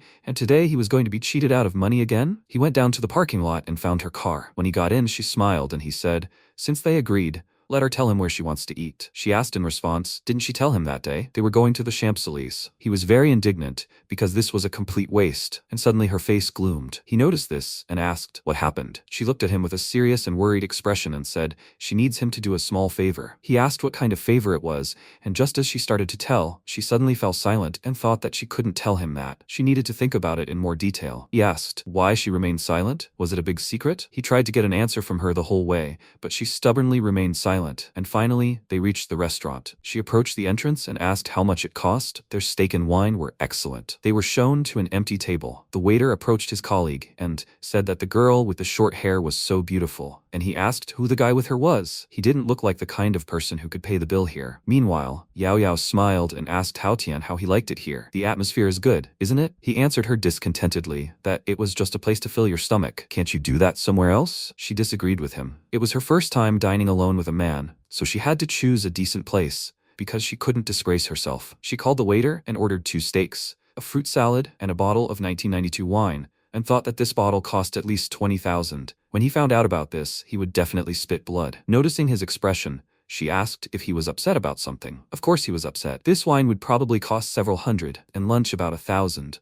With his salary, it would be difficult. She asked in bewilderment, several $100s for 1992 wine? Did he live in another world? At that moment, their steaks were brought, and he said with a grin that he thought he could afford to pay for everything. She frowned and remembered. The other day she gave him more than 20,000 yuan for the hospital bill, so it looks like she is paying for everything on the table today. He asked the waiter how much this wine cost. He told the price, and he, after taking a sip, said that it is so expensive. He thinks that a dry red wine from the supermarket for $50 would be better than this. The waiter felt awkward. Yao Yao laughed and told him not to worry. He was just joking. After he left, she asked how he could say such a thing. It is a very famous wine. He asked if she knows anything about red wine, and she told him no. And does he understand it? He stared at the steak and thought, he doesn't really understand wine, but he remembers how he emptied the old billionaire's entire collection. His expression was hilarious. How long has it been since he saw him? But that doesn't matter. It doesn't matter much now. Yao Yao called out to him angrily to answer her question, and he said he was just a janitor and only knew how to sweep a floor and knew nothing about wine. But online, they wrote that this 1992 wine was a mixture of pine cones and violets. She said that when drinking this, it was difficult to even taste jasmine, let alone pine cones and violets. He wouldn't be able to taste jasmine. He disagreed. He has a very sensitive sense of smell. Even if he were blind, he would be able to find a person in a crowd by their body smell. She became interested and wanted to test him. Could he remember the scent of her sister that was on her? He thought about it and noticed that she definitely had a familiar scent. She really did smell like her. So that rude woman he met in the elevator today, was she her sister? She laughed and said, "Not bad." He guessed right. Since they were talking about it, let him tell her what he did to make her so angry. When he told her everything, she looked at him sideways and thought, is this guy crazy? How dare he do this to her sister? He is simply a devil. She is so beautiful. He said that since they had finished eating, he thought it was time for them to go. Let her wait in the car. He will be there in a minute. She asked what was the matter, and he said that she would not be able to run as fast as him, so she would be a burden. She didn't understand what was going on at all, and he decided to say it straight out. It was all because of the food. He wasn't impressed. She indignantly asked, "Aren't you going to pay for dinner? Didn't he have the money she gave him earlier?" He told her that the expensive wine was fake. He wouldn't pay for fake wine. He asked, is he sure about that? Even if it was fake, that wasn't a reason to run away. He replied that she could ask someone to confirm its authenticity if she didn't believe him. This whole situation made her savor it. For some reason, it seemed to her like it would be quite exciting. She went to the car, and Haotian ordered 2 more steaks,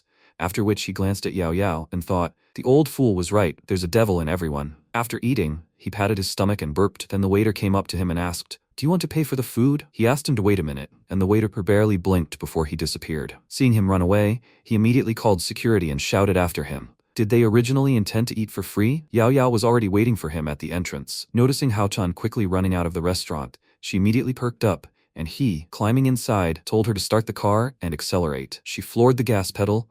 The tires squealed and the car shot forward, and they escaped the pursuit. MC noted that she was driving rather slowly, to which she replied, if anyone caught her, it would ruin her reputation. She actually needs to maintain it. She dropped him off right on the road, and he got out of the car and said that she could at least give him a ride into town. Does she really want him to spend money on a taxi? She asked. He saved more than 20,000 yuan, and he doesn't even want to pay for a taxi? She had things to do, so she'd just leave him here. He shouldn't be late for work tomorrow. She left, and he smiled nervously, thinking it was weird to hail a taxi in such a place, so he decided to just take a walk. Suddenly, he heard the roar of an engine behind him, and he was afraid that his enemies had come for him, and then a car hit him so hard that he was thrown to the side. The car immediately braked, and a woman got out, worriedly asking if he was okay. Haotian cursed and thought, what kind of enemy is this? How could it be her? Yumu ran to him, asking if he could get up, but he didn't answer, causing her to panic. She took out her phone to call an ambulance, but it was dead. He looked at her and thought, she just hit a person with a car. Why does she act like a turtle? Since she is Yaoyao's elder sister, does that mean she is also the CEO? Isn't this a good opportunity for extortion? He raised his hand and asked in a weak voice, what happened? She sighed with relief when she learned that he was alive,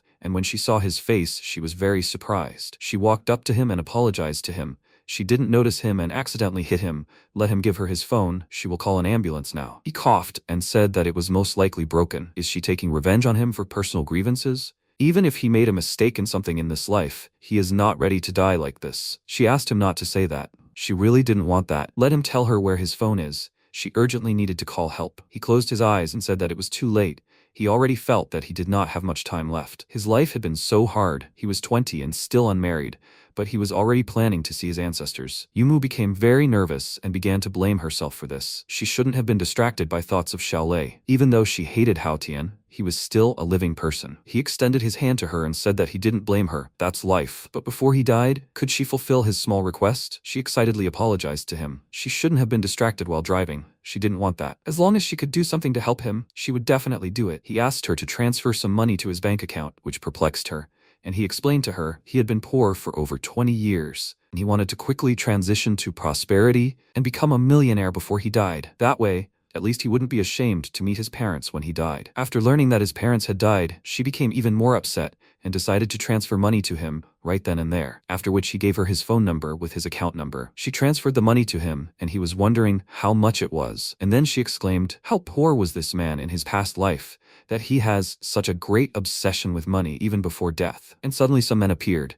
Their leader approached him and said that he thinks there's some kind of story behind him. How about telling him this? He thinks it will be terribly funny to hear. He called Yumu a beauty and introduced himself to her. His name is Achian, and these are his biker friends. She asked displeasedly, what kind of people are they? They saw someone get into an accident and not only do not want to help, but also interfere, talking all sorts of nonsense. Where is their conscience? MC looked at them worriedly. While he was thinking about how to get out of this delicate situation, some strange people appeared. Are they here to cause trouble?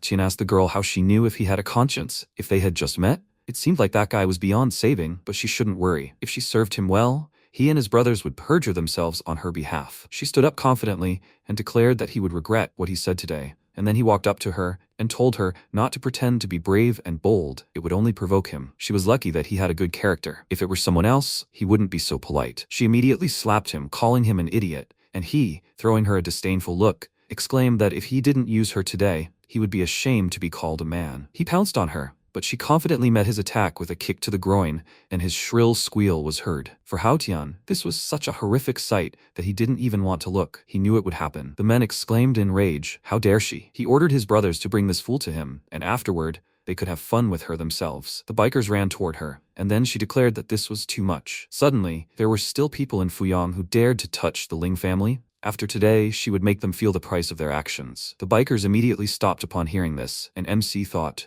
it turns out this beauty's background is not so simple. Ah-chan laughed and said that he knew who she was. She was Yumu. And she thinks that because her family has a little stinking money, they are the imperial family. Their Chan family are politicians. At all times, businessmen were afraid of officials. He promised his brothers to deal with the consequences, and Yumu said, suddenly, a jerk like him appeared in the Qian family, which was always famous for its prudent attitude. She turned to Haotian in her thoughts and said, it seems it's too late to save him. She is afraid. She can't even protect herself. It looks like this is her retribution for him. She's very sorry. She closed her eyes, preparing for the worst, but then MC quickly got up and punched the scoundrel who attacked her. She was surprised. He was just lying there dying. He politely turned to her and asked if she was okay. She shouldn't worry. As long as he is here today, none of these people will be able to touch her. But still, what is this place? And why is he here? She stared at him in shock, not understanding what was happening. And he asked why she was looking at him like that. Did they know each other before? She was confused and speechless for a second, and then asked, doesn't he remember her? He answered her. She must have been mistaken.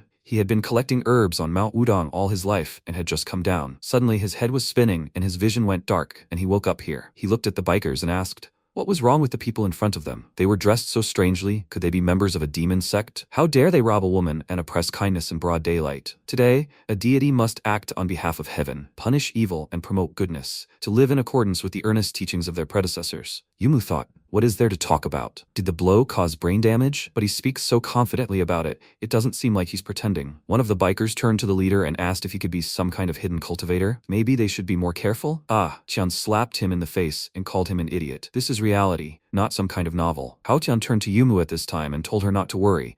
In the Tang Dynasty, evil people will never be allowed to do evil. Let her wait here for a while. He will go defeat those evil people to keep her safe. She felt uneasy. Why did this guy suddenly become so polite? Could it be that he was killed by her and then became possessed by a Taoist priest from the Tang Dynasty? Chen pointed his finger at him and ordered his brothers to finish off this idiot, and he only teased them with a smirk. Qian rushed forward, wanting to punch him in the face, but Haotian ducked in time and deflected his hand, then kicked him hard, sending him flying backwards. After that, MC rushed towards the rest of the bikers, scattering them in all directions, and one of them asked in shock, are they filming a martial arts movie here? Even special forces soldiers couldn't do that. One of them was so terrified that he fell to his knees in front of Haotian and began begging for mercy. He had pulled a big prank and wouldn't dare do anything bad again. Maybe he could visit the younger one? MC said, people who are not holy sages can have many shortcomings, and the sea of suffering is boundless. If he truly repented, would he dare to utter a secret oath here? The guy swore, and if he changed his mind in the future, heaven would strike him down. He extended his hand to him and said that God values the virtue of life, and now he can go. He threw some bacteria on his hand,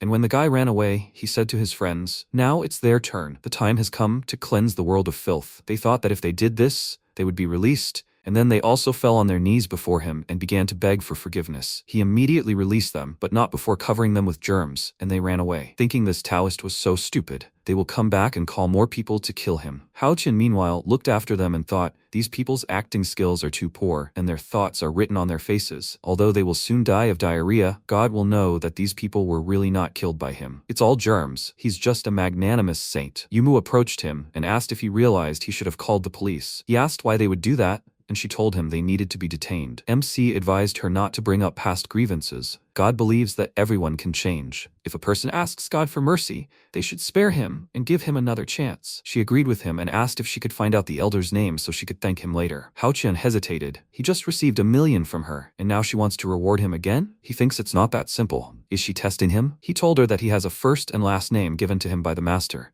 His last name is Peng Dao, and his first name is Chen. Yumu said the Taoist priest must have made a mistake. If she remembered correctly, his last name should be Wu, and his first name is Qi. He exclaimed in surprise, Wu Qi? What does shameless mean? This Taoist came out to save her, but he had no intention of harming other people. Is that the only reason she called him shameless? She was tired of this whole performance and calling him by his real name, told him to come down to earth. The Tang dynasty has long since ceased to exist. But if he told her now who ruled the Tang dynasty, she might believe him. He exclaimed in response that in the Tang dynasty, of course, an emperor ruled and rules. He thought these words were enough to prove that this Taoist had traveled through hundreds of years. After that, he laughed and said he felt that the atmosphere was too tense, so he had to act out the drama of time travel. Let her tune into the atmosphere and relax. This was all for her. She asked displeasedly, when he just asked for money, was he also trying to relax her mind? She picked up the bat those guys dropped and asked if he had any idea how worried he made her by trying to relax the atmosphere. He took a few steps back and raised his hands, asking her to take it easy. He had to go to work early tomorrow,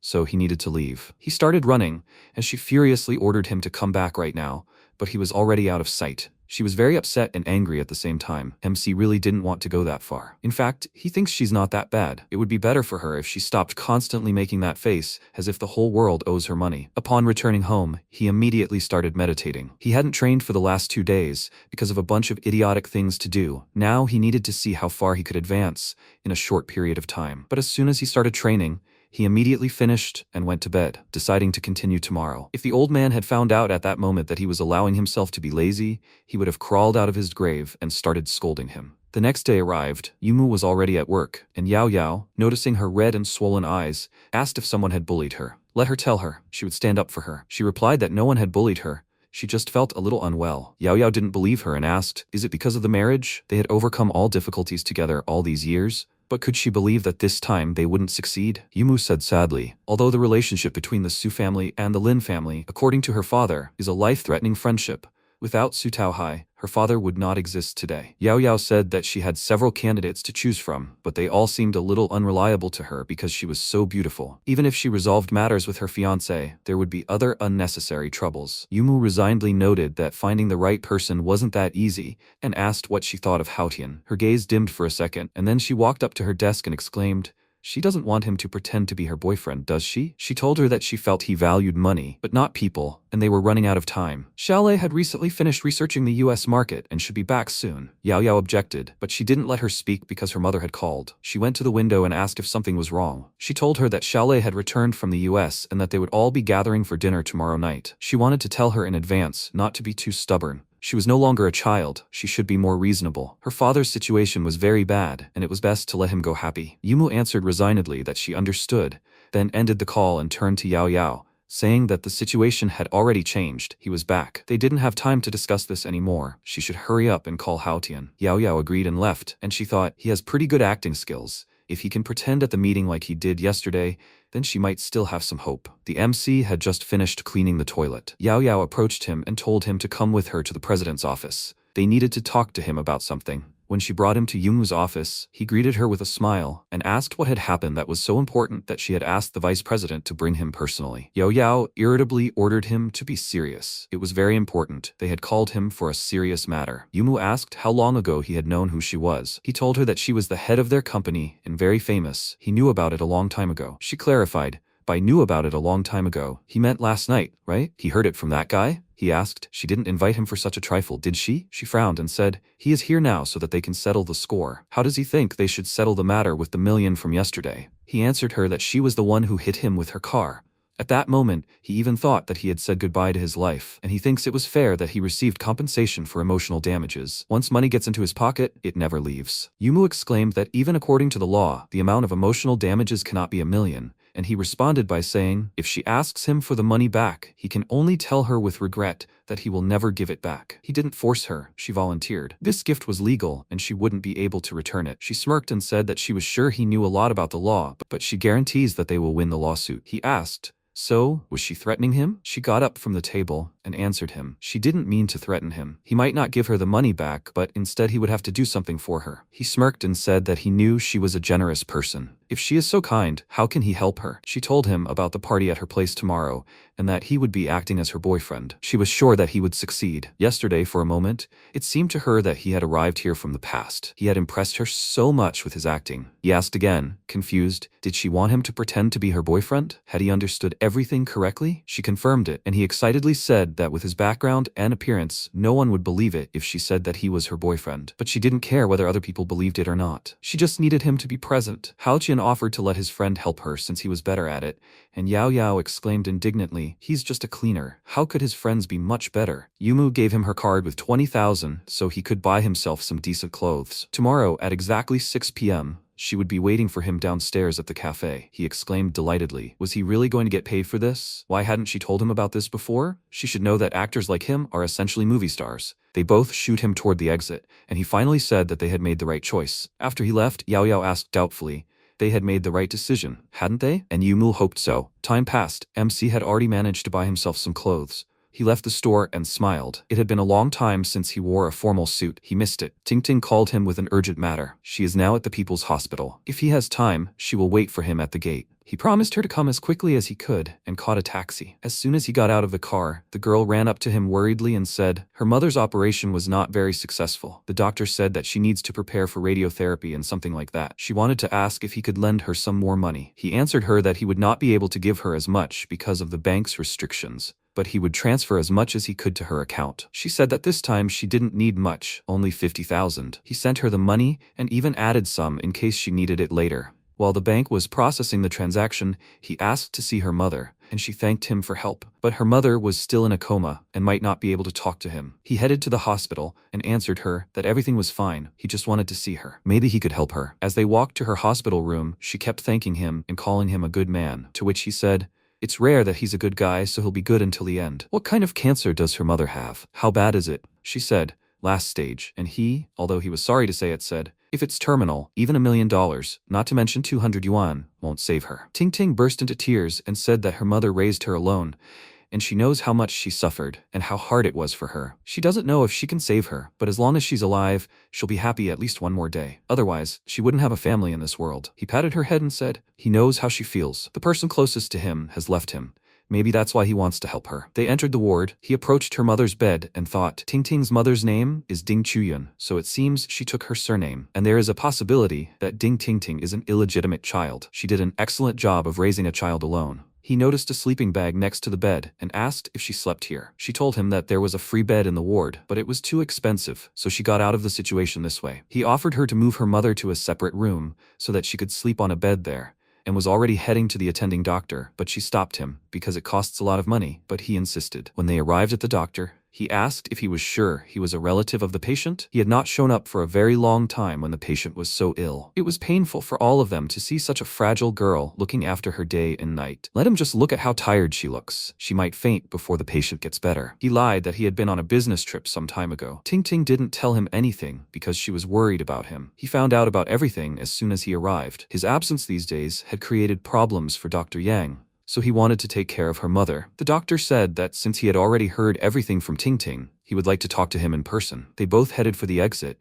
and Hao Tian winked at the girl, saying that everything was fine. He would talk to the doctor and come back. They walked out the door, and the doctor immediately asked about his relationship with her, and he lied and said that he was her distant cousin. The doctor didn't ask any more questions and told him about the current situation. Judging by the test results, everything wasn't looking so good. Due to the late detection of the disease, even according to the most accurate prognosis, the patient will live no more than a year. He asked, Western medicine is so advanced now, is there really no chance of a cure? He knew it wasn't that easy. Even an old fool who had mastered many medical skills and techniques wouldn't have a chance to cure her. The doctor said that cancer in the middle and late stages is a barrier that modern medicine can't overcome, so there's nothing they can do. As a doctor, he shouldn't have told him this, but he felt really sorry for this child. He thanked the doctor for his frankness and promised him to talk to Ting Ting about the future, and he said, maybe it would be better for her to accept reality. After that, he returned to Ting Ting and said that he would go to her mother's room, tell her to close the doors and not let anyone in until he said so. She followed followed him worriedly and asked what the doctor just told him, and what was he even going to do. He told her with a serious expression not to worry about it and just trust him. They entered the ward. Ting locked the door, and he said he needed time so she could sleep for now. She kept wondering what he was planning, and he closed his eyes and concentrated. The virus was already raring to go, and with this, it might be possible to destroy cancer cells.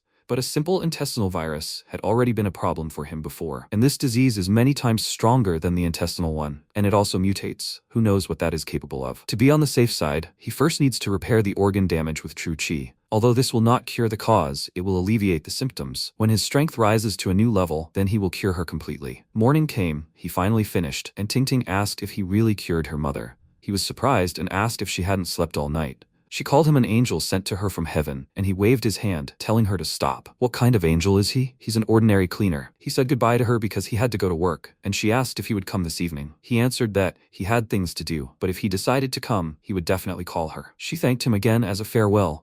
When the door closed, she heard her mother's groans and immediately ran to her bed, asking if she was awake. She rushed to call the doctor. Dr. Yang ran out of his office and exclaimed that this was impossible. According to the test results, there was no way she could wake up. It's just a miracle. MC came to work, and the first thing he met was Yao. She assessed his appearance and asked who this young master was in front of her. Did he even do her hair? He told her that it was her sister who paid for all this, and she said with a smirk, she had no idea that in a suit he didn't look like a loser. Maybe he really will manage to deceive Yumu's parents. He told her to stop chatting because he still had to mop the floors, and she said that he was free today, he had the day off. He was happy and asked, did she do this? She was so caring. Yao told him that she did it because she needed to properly discuss the details of the performance with him, and he realized that mopping the floors would be better. After they discussed everything, he went to meet Yumu, who was already waiting for him by the car. He waved at her and asked if she was there yet. She was very unhappy that he was late by 5 minutes and 7 seconds, and he awkwardly scratched the back of his head, placing all the blame on Yao. She explained everything to him for ages, and it was because of her that he was late. She ordered him to get in the car. He was driving today. As soon as they got in, she irritably asked him not to call her Miss Lin, otherwise everything would fall apart. He called her Bunny, which made her even more indignant,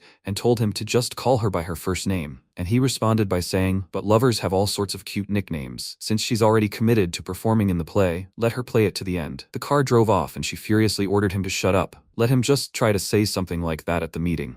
While they were driving, Yumu asked if he even knew how to drive. Haotian replied yes, but he didn't have a license. Yumu screamed, is he kidding me? Let him get out and she'll take the wheel. He asked again, why is she reacting like that? The road here was bad, and if she drove, they'd definitely be late. After a while, they parked, and Haotian said they were early too. She asked in surprise, are you sure he doesn't have a license? He replied that he wanted to take the exam, but needed money, so he gave up. Yumu asked, is 4,000 really money now? What a cheapskate he is. He replied that he was a cleaner, and 4,000 was money to him. Yumu asked him not to get caught in this conversation. Did he understand everything? She herself didn't understand how he drove so easily and why such a talented person chose to work as a cleaner. Why did she feel like he was not who he claimed to be? Haotian asked her to take his arm. He was her boyfriend after all, and they walked like a goose and a duck. She asked again, what was he talking about? He could only dream of such a thing. Haotian approached and said he was warning her right away that if the performance was a failure because of her, he wouldn't be responsible. She took his hand in annoyance and asked if he was happy. He called her sweet and said they could go then, causing her to blush. When they entered the restaurant, the entire group was already assembled. At the table sat the former chairman of the group, her father, Tianhe. Next to him was Yumu's stepmother, Yu Qing. Tianhe said he was addressing Haitao and drinking to his health. He should forgive Yumu for behaving like that last time. Tianhe told him to drop it.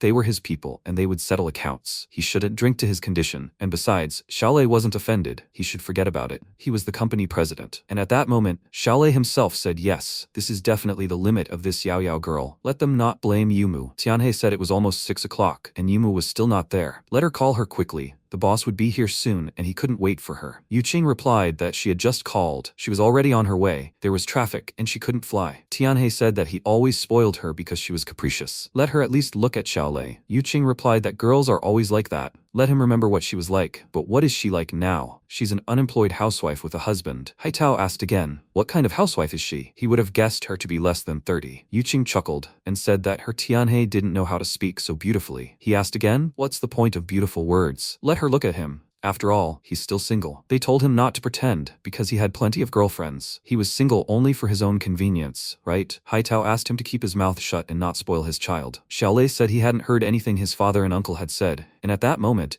Tianhe began to think that Xiaolei was a good boy and that if Yumu married him, he could die peacefully. At that moment, the boss entered the restaurant and everyone stood up, saying that he wanted to come here. They apologized for having had a few drinks without him. The boss asked them to feel free to sit down and suggested they cut the ceremony. Tianhe apologized that Yumu hadn't arrived yet and that he should sit down for now. She was already on her way. At that moment, the guys really did approach the restaurant door. Xiaolei invited the boss to sit here, and he told them not to worry and to sit next to him. Zongyan approached Mr. Haitao and said his son was a true talent. Just like the saying goes, father and son are great. He thought their company would soon become the province's leading real estate company. Xiaolei responded that he was too kind and still had a lot to learn and gain experience. He was still new, so they asked him to keep an eye on him in the future. He replied that he only got off work at 6 today, so he hadn't had time to change, and they shouldn't judge him too harshly. Today was the engagement day of his son Xiaolei and Mrs. Yumu, so he asked if he could take the initiative. Xiaolei could just call him Uncle Zongyan. Before they could sit down, Yumu had already arrived. When she entered the office with her supposed boyfriend, everyone looked at them in shock, their expressions distorted. Zongyan's boss also didn't understand what was happening and stood dumbfounded. Xiaolei asked, Yumu, who is this? She told mom and dad to introduce themselves. This was her boyfriend, Haotian. Let him come and say hello. Haotian said hello and apologized, saying they were stuck in traffic and were late. Tianhe was dumbfounded and surprised. Didn't she know about the engagement? What an insult. But since she'd already called him a boyfriend, she couldn't kick him out either. Haotian said he was pleased to meet her and that they could sit down. Yumu smiled and asked if anyone else was there. The boss was thinking about how today seemed like more than just a discussion, but the engagement itself. Was this the very important person they'd invited? Yumu realized they were in trouble and didn't know how to get out of it. At that moment, the protagonist placed his hand on Yumu's and looked at her calmly. She was surprised, and he asked why she was worried. No matter what, he was with her. She blushed because of this, and discussions began about how the whole mess was about to start again. If only they were involved, that wouldn't be so bad. But as it is, it's very awkward in front of Zongyan's boss. At that moment, he slammed the table and jumped up, and Tianhe asked him not to be angry and at least offered to eat together. This is some kind of misunderstanding. Yumu realized that everything was lost, and Haotian thought that this guy looked familiar. At that moment, he realized who he was. It was that same old geezer. What was he doing here? Now he definitely wouldn't have a peaceful life. Haotian also stood up, frightened, and asked why he came. With his character, it wouldn't end well. Not here. He can't reveal himself. The boss realized, oh my god, the instructor, is he here? He hadn't seen him for several years. If not for his rescue back then, there would be no Zongyan today. After these words, he took a special stance and paid his respects. At that moment, he froze and realized he'd known this guy had this habit. Was the instructor really on a secret mission? This was bad, and he needed to figure something out. They shook hands, and the boss greeted him and said, Mr. Haotian, this is Zongyan, the city police chief. He's glad to meet him. Haotian said he was so polite and even embarrassed. He was angry because he was so bad at pretending. After all, he told him to be more modest. Did he really just go for the handshake? He was begging him to remember the difference in their status now, and those around the table were stunned by what they saw, wondering what was going on. Why was Chief Zongyan saluting and shaking hands? Could this Haotian really be something special? Haotian smiled and thought, this is a scoundrel. They're already starting to suspect him, so let him figure this out on his own. Zongyan smiled and said that they said the group's chairman, Yumu, was a very talented woman in town and truly extraordinary in person. He was glad to meet her. Yumu thought it was strange. Zongyan's boss was so tense. Xiaolei told her that she'd named the guy without even telling him. He would have kept an eye on her. Yumu replied that she'd told her mother about it a long time ago, but she didn't believe them. Since today was a meeting of two families, and there were no strangers, she'd held it. Xiaolei replied, so that's what it means. At that moment, the boss smiled and said that family is a bond of friendship between generations, and they're like brother and sister, like family to them. Since Yumu had brought the guy, he should be happy. He invited him to sit here. Everyone looked at the scene questioningly and said nothing. And while Zongyan continued speaking, no one frowned. He saw that Haotian was a distinguished man, certainly not an ordinary person, and absolutely reliable. He and Yumu are a good match, and his daughter now has a support system. He should be happy about that. At that moment, Tianhe silently apologized to Haitao, as he hadn't expected things to turn out this way. Haitao also silently thought, let the children sort things out themselves. It's better for the old men to stay out of their affairs. Even if there's no wedding, they're still inseparable friends. Yumu wondered why he was so reliable. He was the police chief, after all. Could he really be blind? Tianhe apologized to Zongyan for coming for nothing, and he suggested they all get a drink. Xiaolei was shocked by what was happening, and realized that this Haotian was either a fake or they'd just gotten together. She'd brought in a fake guy to make him back off. She was underestimating him too much. He will definitely disgrace her boyfriend, which he will remember for the rest of his life. At that moment, he stood up and said, Mr. Haochan, their Yumu has always been a homebody, outside of work, and he didn't think he could seduce someone like her. Yumu thought it was his time to prove himself, so he should pull himself together. Haochan replied that he understood, and said Mr. Xiaolei was joking. Xiaolei replied that he was just joking and shouldn't take it seriously. He wondered silently if she was making fun of him. Haochan replied that he was joking too, and laughed.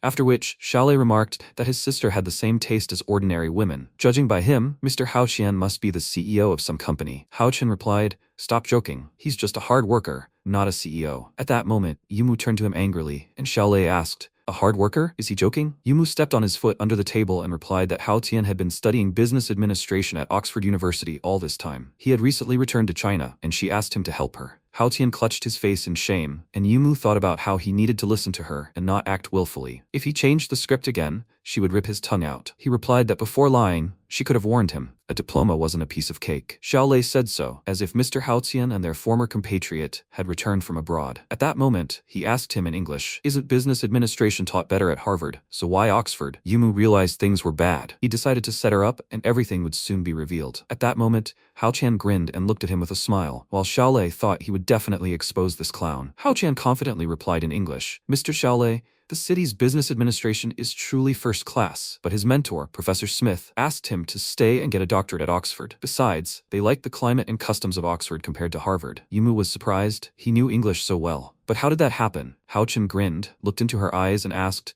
"How does she like it?" Her million was clearly well spent. At that moment, Xiaolei was dumbfounded when he heard about Professor Smith and said that attending his lectures was his lifelong dream. But he didn't expect that he would end up as Mr. Hao Tian's mentor. Let him say he's currently teaching at Oxford. What kind of idiot is he? Professor Smith is such a legendary figure, his mentor. Yumu wondered what else she could call him, having returned from abroad. But he continued to lie. Professor Smith was too much. Haochan replied that he hadn't contacted the professor in a long time, so he could call him now. At that moment, he dialed the phone, and the professor indeed answered, and Haochan said, "Professor Smith, this is Haoqian." He apologized for disturbing him, but is he currently at Oxford? He asked during a lecture. Is this Haoqian? He was still at Harvard giving a private lecture. How could he be of help? Haochan replied, "Oh, nothing." He just suddenly remembered him and sent him his regards. As soon as the opportunity arose, he would come to Oxford and have dinner with him. He replied that drinking with him would be the greatest honor for him, the highly respected Mr. Haotan. He replied that the professor was still there, but he seemed busy and said he was giving a private lecture at Harvard. Xiaolei was stunned when he heard this and realized he was in those certificates. Professor Smith really does give private lectures at Harvard. Could it really be him? He'd once known one of the professor's students, and he was just too good. It's no wonder Yumu chose him. Now it's clear how he became Yumu's boyfriend. He's just too talented. With such a manager, the Yumu group has a chance of making it into the world's top 500. But don't let them think he'll give up so easily. At best, he's just a bookworm. The city is full of ways to teach him a lesson.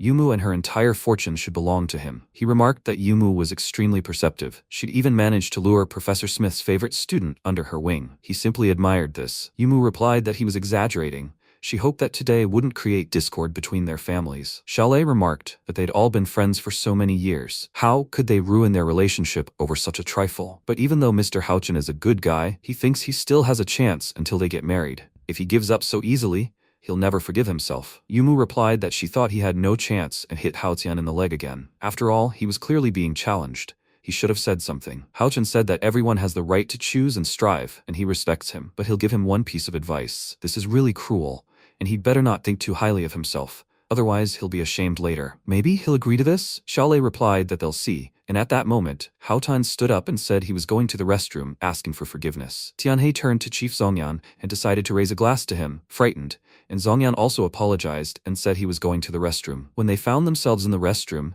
the protagonist washed his hands, and Chief Zongyan approached him and said he was reporting in. Hao Tian called him an idiot and told him, how many times has he told him not to salute just anywhere? Now he's an instructor for the Flying Dragon Squad, no longer in the 6th group, and he doesn't want to talk about the past. He just wants to live peacefully for a few days. Did Zongyan understand what he was saying? Zongyan replied that the instructor's order would be carried out, and Haochan became angry at his reaction and said that before, he thought he was just a bit slow, but today, he realized he was a real idiot. Zongyan realized the instructor had cursed him, which was great. The instructor was still the same, cursing like that, but always doing everything perfectly. Haotian waved and said he was leaving first. If they left together, someone would suspect something was wrong. Zhongyan replied that he understood his order, and Hao Tian wondered why he'd gotten involved with such a clueless guy. It was just bad luck. Zhongyan peered at him from the room and said that the instructor was so majestic, he was a real man. When Hao Tian sat back down at the table, he said the company had business tomorrow, so they needed to leave. He was treating everyone next week and asked them to be sure to come. Tianhe patted him on the shoulder and said that Yumu was now his responsibility and that he should treat her well. He told him not to worry, but suddenly looked at him questioningly and realized that Tianhe was already dying, but it seemed he could still be saved. However, with his current strength, that wouldn't work for now, and perhaps after a while, he could save his life. He smiled and said that they were leaving then. When they approached the car, Yumu pulled her hand away and said enough. There was no need to continue this circus. When they got into the car, Hao Tian said that judging by this Xiaolei's attitude, she wouldn't take any pleasantries in the future. She needed to quickly find another guy before things got out of control. He shouldn't let him interfere with her using him as a shield. He asked, "Is he worthy of this?" Hao Tian replied, "Yes. Of course, he's no match for him, and wants to tell her that this can't go on forever." She asked, clutching the steering wheel with trembling hands, "Does he think she wants this, and does she have a choice? Her father's condition is terrible. If he dies, she won't know how to live on." At that moment, she burst into tears, and Hao Tian looked at her silently. He sympathized, saying that after all, she's just a simple girl in her early 20s, always scheming, with a dying father and a treacherous stepmother. Plus, a bunch of idiots chasing her. She probably has incredibly high blood pressure. He asked her to sit in the passenger seat because he would be driving himself. He would take her to a nice place where she could unwind. They ended up at the Sanlijing night market, where they served ordinary food. When they sat down at the table, Yumu, horrified, asked again, "Is this a good place?" Hao Tian replied that she shouldn't disparage the night market. The atmosphere here was much better than at that banquet. After that, he turned to her and asked if she was born in this city. Yumu asked again, and he wasn't. He replied that he lived here for several years as a child, but only recently returned. Had she ever been to the city's western lake as a child? Yumu replied that she didn't really remember, and Hao Tian explained that back then, the western lake was a remote place,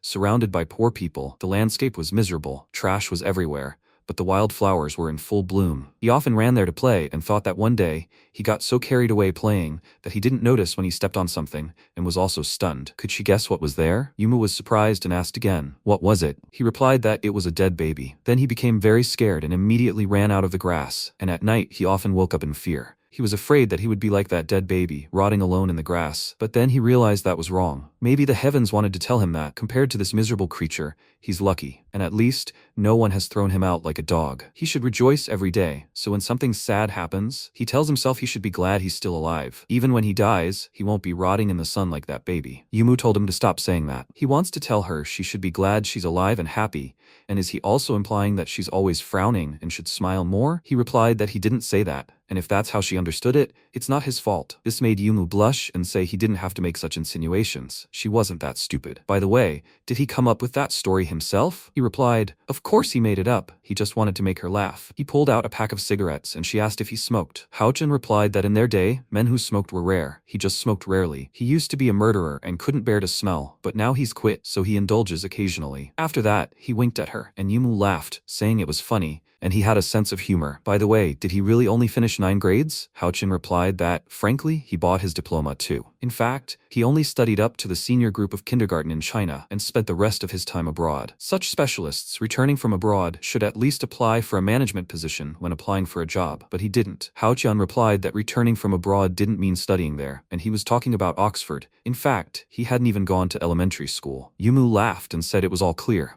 Now she understood. He was a janitor abroad. At that moment, he realized the atmosphere was strange, and Yumu offered to clink glasses, just like with a foreign janitor. Slowly but surely, success awaits those who are ready. Haochen asked in surprise, what, had she had too much? She shouted that she was the company's chairman, and that he shouldn't be teaching her. Haochen said that was 56% alcohol, and Yumu slammed her hand on the table and yelled, why isn't he drinking? Let him have 1 shot, and she'll give him a month's salary. Haochen replied, stop fooling around. She's drunk, and they need to go home. If she wants to go crazy, let her do it at home and leave him out of it. He grabbed her hand when suddenly Yumu pushed him away, screaming at him to get lost and started drinking straight from the bottle. Haochen said she was crazy, and Yumu asked again, has she gone crazy? She's been out of her mind for a long time.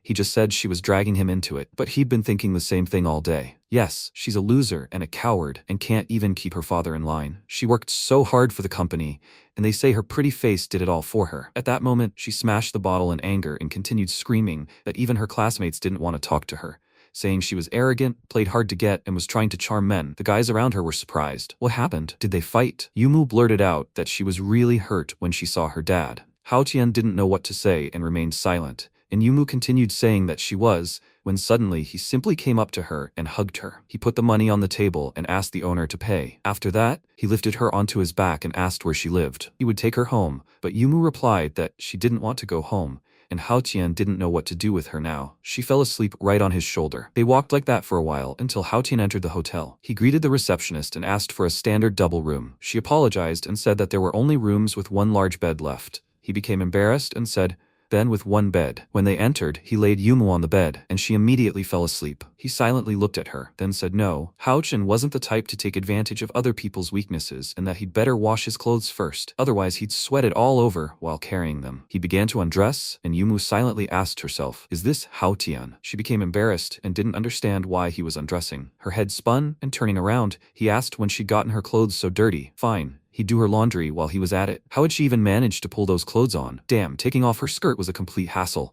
and Yumu silently begged him not to touch her. He finally took off her clothes and decided to go and do the laundry, but suddenly he felt embarrassed when he looked at her body under the blanket and realized he simply couldn't resist such a sight. He became deeply embarrassed, and voices appeared in his head. A demon said, "Come on, everything will be fine," and an angel, "No, he had to be decent and couldn't take advantage of someone else's weakness. He must never act like animals." At that moment he was horrified, and a bright flash of light erupted around him. The cleaning lady, who heard their loud voices, was overcome with shame, thinking that they were young people. He laughed and realized that he'd just broken through to the first level of the 9 stars heavenly charter. This was reality, not some online scam. Did things like that really stimulate a breakthrough? If that were true, wouldn't it be amazing? Yumu continued to sleep awkwardly and motionless. Hao Tian couldn't take his eyes off her and realized it was all for cultivation. They stopped caring, and suddenly he lifted the blanket, only to become even more embarrassed and yell, "Damn," with no reaction other than his racing heart. He shouldn't have been so happy, you idiot. The first level alone quadrupled his strength, and it's no wonder the old idiot is so eager for the third. Maybe the Heavenly Charter really does talk about immortality? He couldn't waste time. He needed to go home and continue cultivating. When he left the hotel, he told her that she would definitely get some sleep tonight and slammed the door. When Yumu woke up in the morning, she screamed his name and told him to die. Let him get out of here. Suddenly, she looked around and asked where her clothes were and where they had gone. Where was Hao Tian? Why wasn't he there? When did he leave? She didn't remember anything. She went into the bathroom and saw that he had washed her clothes, but he still saw her body. She wouldn't let this go. Sometime later, in her company's skyscraper, she informed him that, as of today, he had officially been transferred to the president's office, and here was his workstation. She, Yining, was his chief assistant, and from now on, she was responsible for his future work. He replied that this was good, and when she led him into the office, she said that was it. President Lin was leaving, and it was time for her to work too. If he wanted to get what he wanted, he should catch up and be smart. He wondered why he felt like she had a murderous aura about her. At that moment, Yumu approached him and asked, "Why is he sitting here? His job is laborer, isn't it?" He replied that he had just finished cleaning the office and would do it again at lunch. If he was missing anything, she should just tell him and he would do it. Yumu was surprised that he was so accommodating today and didn't understand what was going on. Had he cleaned her office? Hao Tian replied that he hadn't yet. She had just arrived and he was afraid to enter without asking. She told him to grab a few things and come see her in the office. When Hao Tian entered, she asked him to close the door. He poured water and sat down on the sofa, saying that it looked like she had slept well today. So, she had managed to get enough sleep after yesterday? Yumu asked why he was sitting across from her. He was just a handyman. Hao Tian replied that there was no one else, and besides, he was her fake boyfriend. Yesterday, he had done her a great service, and he had decided too quickly to resort to the proverb, crossed into the river and broken the bridge. Yumu started yelling at him to keep his mouth shut. She didn't want anyone except Xiao Lei to know he was her fake boyfriend. Hao Tian told her not to worry, because he'd read a book on acting, and she tossed him her car keys and said there was an unused car in the parking lot. Next time he needed it, he'd drive it and remember to get his license. She said she wasn't giving it to him as a gift, but just letting him drive it temporarily. Did he understand? He hadn't done much and already wanted a car. Was she stupid? He said better not. He didn't have money for gas. She yelled at him to take the keys and get out of there, and she didn't want to listen to his chatter. At that moment, Yao Yao entered the office and asked if he was there too. Hao Tian waved and said he was just leaving. They could study, and he went to sweep. She wondered if the atmosphere here was different. Had he angered Yumu again? Yumu thought she was giving him a car, and he was turning his nose up at her. What's going on? Even in the morning, the more she thought about it, the angrier she became, and she needed to continue getting revenge on him. She thought they needed to change tactics. They were punishing him too softly so far. Yao Yao told her to be frank, and Yumu said this guy was naturally cut out for physical labor, so she proposed a new system. Under the guise of training, she wouldn't force him to help Yining translate documents, and they'd set his salary as a general laborer's. If he didn't complete the task, they'd release him from that salary, and while they were resting at home, he'd sweat like a pig in the office. The very thought made her happy. Yaoyao said he'd only finished 9 years, so wasn't it too much to force him to translate? Yumu screamed, "Let him do something he's incapable of." Yaoyao saw that she was fuming, and Yumu said she was afraid he wouldn't be able to handle it, and that she'd better have a psychological conversation with him. By the way, how did everything go yesterday? Yumu said everything was fine. They sorted it out, but she needed time to finally let go. Yaoyao smiled and asked again, "Is that true? So he's not that useless. Are they really just pretending? She didn't come home last night, so was she really with him?" Yuma was incredibly angry and started screaming that it was absolutely out of the question. Why would she be with that idiot? She was in the hospital all night. Yaoyao asked again, why did she get so upset? She was just joking. Or was he clinging to her and taking advantage of the opportunity? Yumu became embarrassed and said the wrong word. He saw her naked. When the protagonist went out to the parking lot, he saw an expensive car parked nearby and asked, "Is that it?" He got in and realized it really was new. The smell hadn't yet faded. He looked at his phone and wrote that he would be there soon. He was told that they were waiting for him at the western gate and they needed his help. He said to come down in 10 minutes. Then he stepped on the gas and drove into town. He drove calmly for a while when suddenly a guy in a yellow car drove past and shouted that it was a nice car, but he'd still catch up with him. And his girlfriend asked, "Yulei, why was he swearing so much? He could dye his hair later. He was studying at university and didn't need to act like a street thug." Yulei replied that he understood, and the girl said she hoped he knew that more than a dozen bikers were killed last night. The police were still silent. Did he know anything about it? He replied that although he loved racing, they had no interest in bikers. She looked at him silently and then said it was good that he hadn't gotten involved in this. He should moderate his temper. He shouldn't name too many enemies because at any moment trouble could be inevitable. A person is gone. Life is already happiness, and that should be appreciated. Hao Tian paused and said his speed had slowed considerably. He'd clearly become lax over the past 2 years. He approached Ting Ting and grabbed her shoulder, startling her, causing her to gasp. Hao Tian laughed and asked what business they needed to discuss downstairs. She replied that he'd scared her to death, and shortly after he left, her mother woke up and asked to meet him. He wondered what business it was. He wanted to see her. She could go upstairs and he'd buy something. Ting Ting said there was no need to worry about it, as it was just unnecessary expenses. Hao Tian asked if it was okay to go to a sick person empty-handed. He could just walk there and back. Ting Ting replied, "Oh well." When the protagonist entered the store, he picked up some fruit and was standing in line. A woman in line started to pay, and when she turned around, she stepped on Hao Tian's foot. He became very angry about this, and the woman apologized to him. Hao Tian replied that nothing happened. The main thing was that it didn't fall on her foot. She was surprised and realized that he had come to the hotel with a girl yesterday, and Hao Tian had asked if she was the receptionist. What a lucky meeting. This made her feel very embarrassed, and Hao Tian looked at her questioningly, after which the girl passed by. He followed her outside, and the girl asked if he was following her. Hao Tian asked again, was he following her? Was she even in her right mind? He was just on his way. She turned around abruptly and said that she was warning him not to attack her. She was warning him about this because she knew all about what he did to that girl yesterday. He asked again, what? She replied that this morning, when she was checking out and she had an angry, offended face, he had taken advantage of the situation yesterday. Hao Tian replied that nothing happened between them yesterday. Did she understand? And even if something had happened, what did it matter to her? She started screaming that he was just a scumbag and a scoundrel and that he had no shame in saying such things. Hao Tian sighed, feeling annoyed, because it was his fault again because of Yumu. When he returned to his seat, Ting Ting asked why he bought so much stuff. He replied that he didn't know what his aunt liked, so he took all he could. "So, does he look okay?" Ting Ting blushed and replied that when he spoke like that, it sounded like he was going to see his mother-in-law. Hao Tian scratched his head and replied that it seemed true. He was apologizing. At that moment, she passed by and said that she'd finally found her. She'd already walked around a few times. Ting Ting asked how she'd ended up here. She replied that she had the day off today, so she'd come to see her aunt. By the way, let her guess who she'd just met. Ting Ting asked again, who? She replied that it was the same hypocritical bastard she had told her about on the phone yesterday. At that moment, Ting Ting decided to introduce her to Hao Tian, and she was dumbfounded and started screaming that he was that same bastard.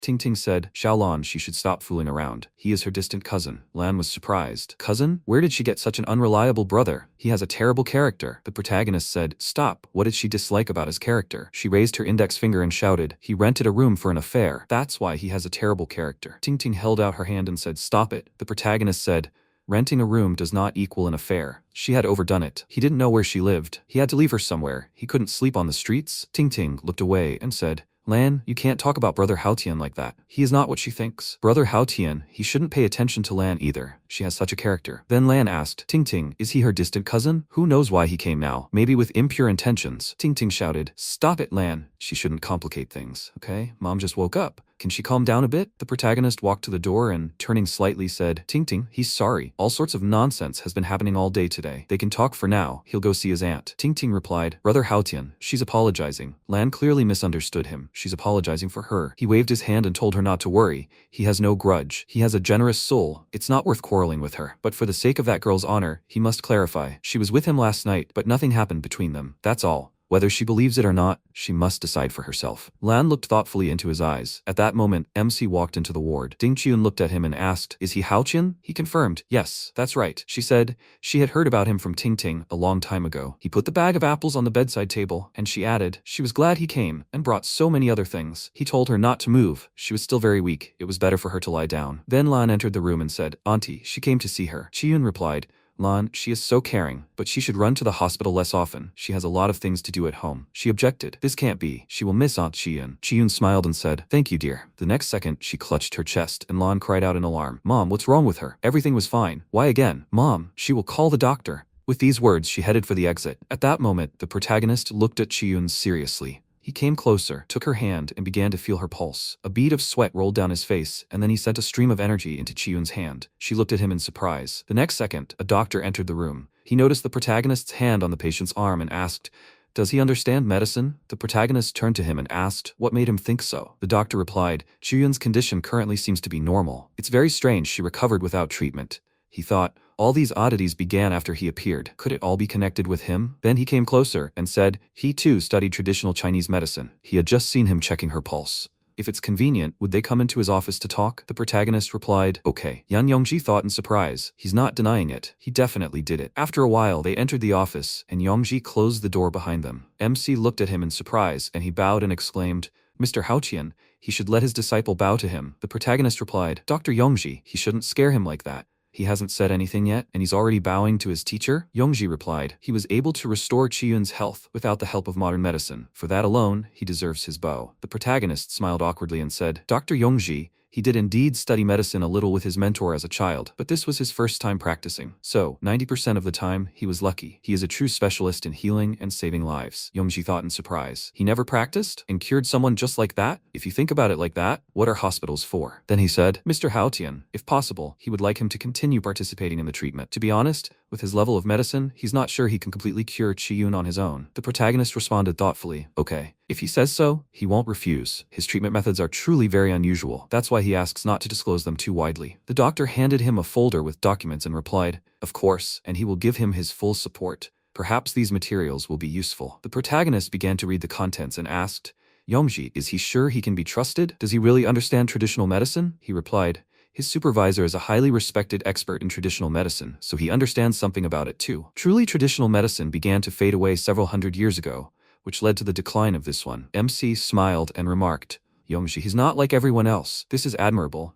He thinks that if he possessed these skills of traditional medicine, he could be much more useful than he is. Yongji said, Mr. Haotian, he wants to say something. Before he could finish speaking, the protagonist added, although his methods are classified and not passed on to outsiders, if he were to pass them on to his own person, it wouldn't be a violation, right? Besides, he possesses not only high medical skill, but also noble ethics, so he's not too worried. If he wants to learn, then he must kneel. Yongji was surprised, so he's asking him to become his disciple. He thought, the medicine that saved Chiyun from death can't be ordinary. This is a huge opportunity. It's worth kneeling for. The next second, he actually knelt, bowed his head, and shouted, Disciple Yongji greets the teacher. The protagonist laughed lightly and said, he'll send him a few recipes on his phone. He should then study acupuncture and pharmacology. When he has time, he will impart the knowledge in more detail. After that, he handed the phone to the doctor, and Yongji, looking at it in surprise, exclaimed, Thank you, teacher. MC then headed for the exit and, turning slightly, added, He must carefully consider what he received. He replied, Teacher? The student is inviting him to dinner. He begs. He must not refuse. This is a banquet in honor of the initiation into the training. The protagonist replied,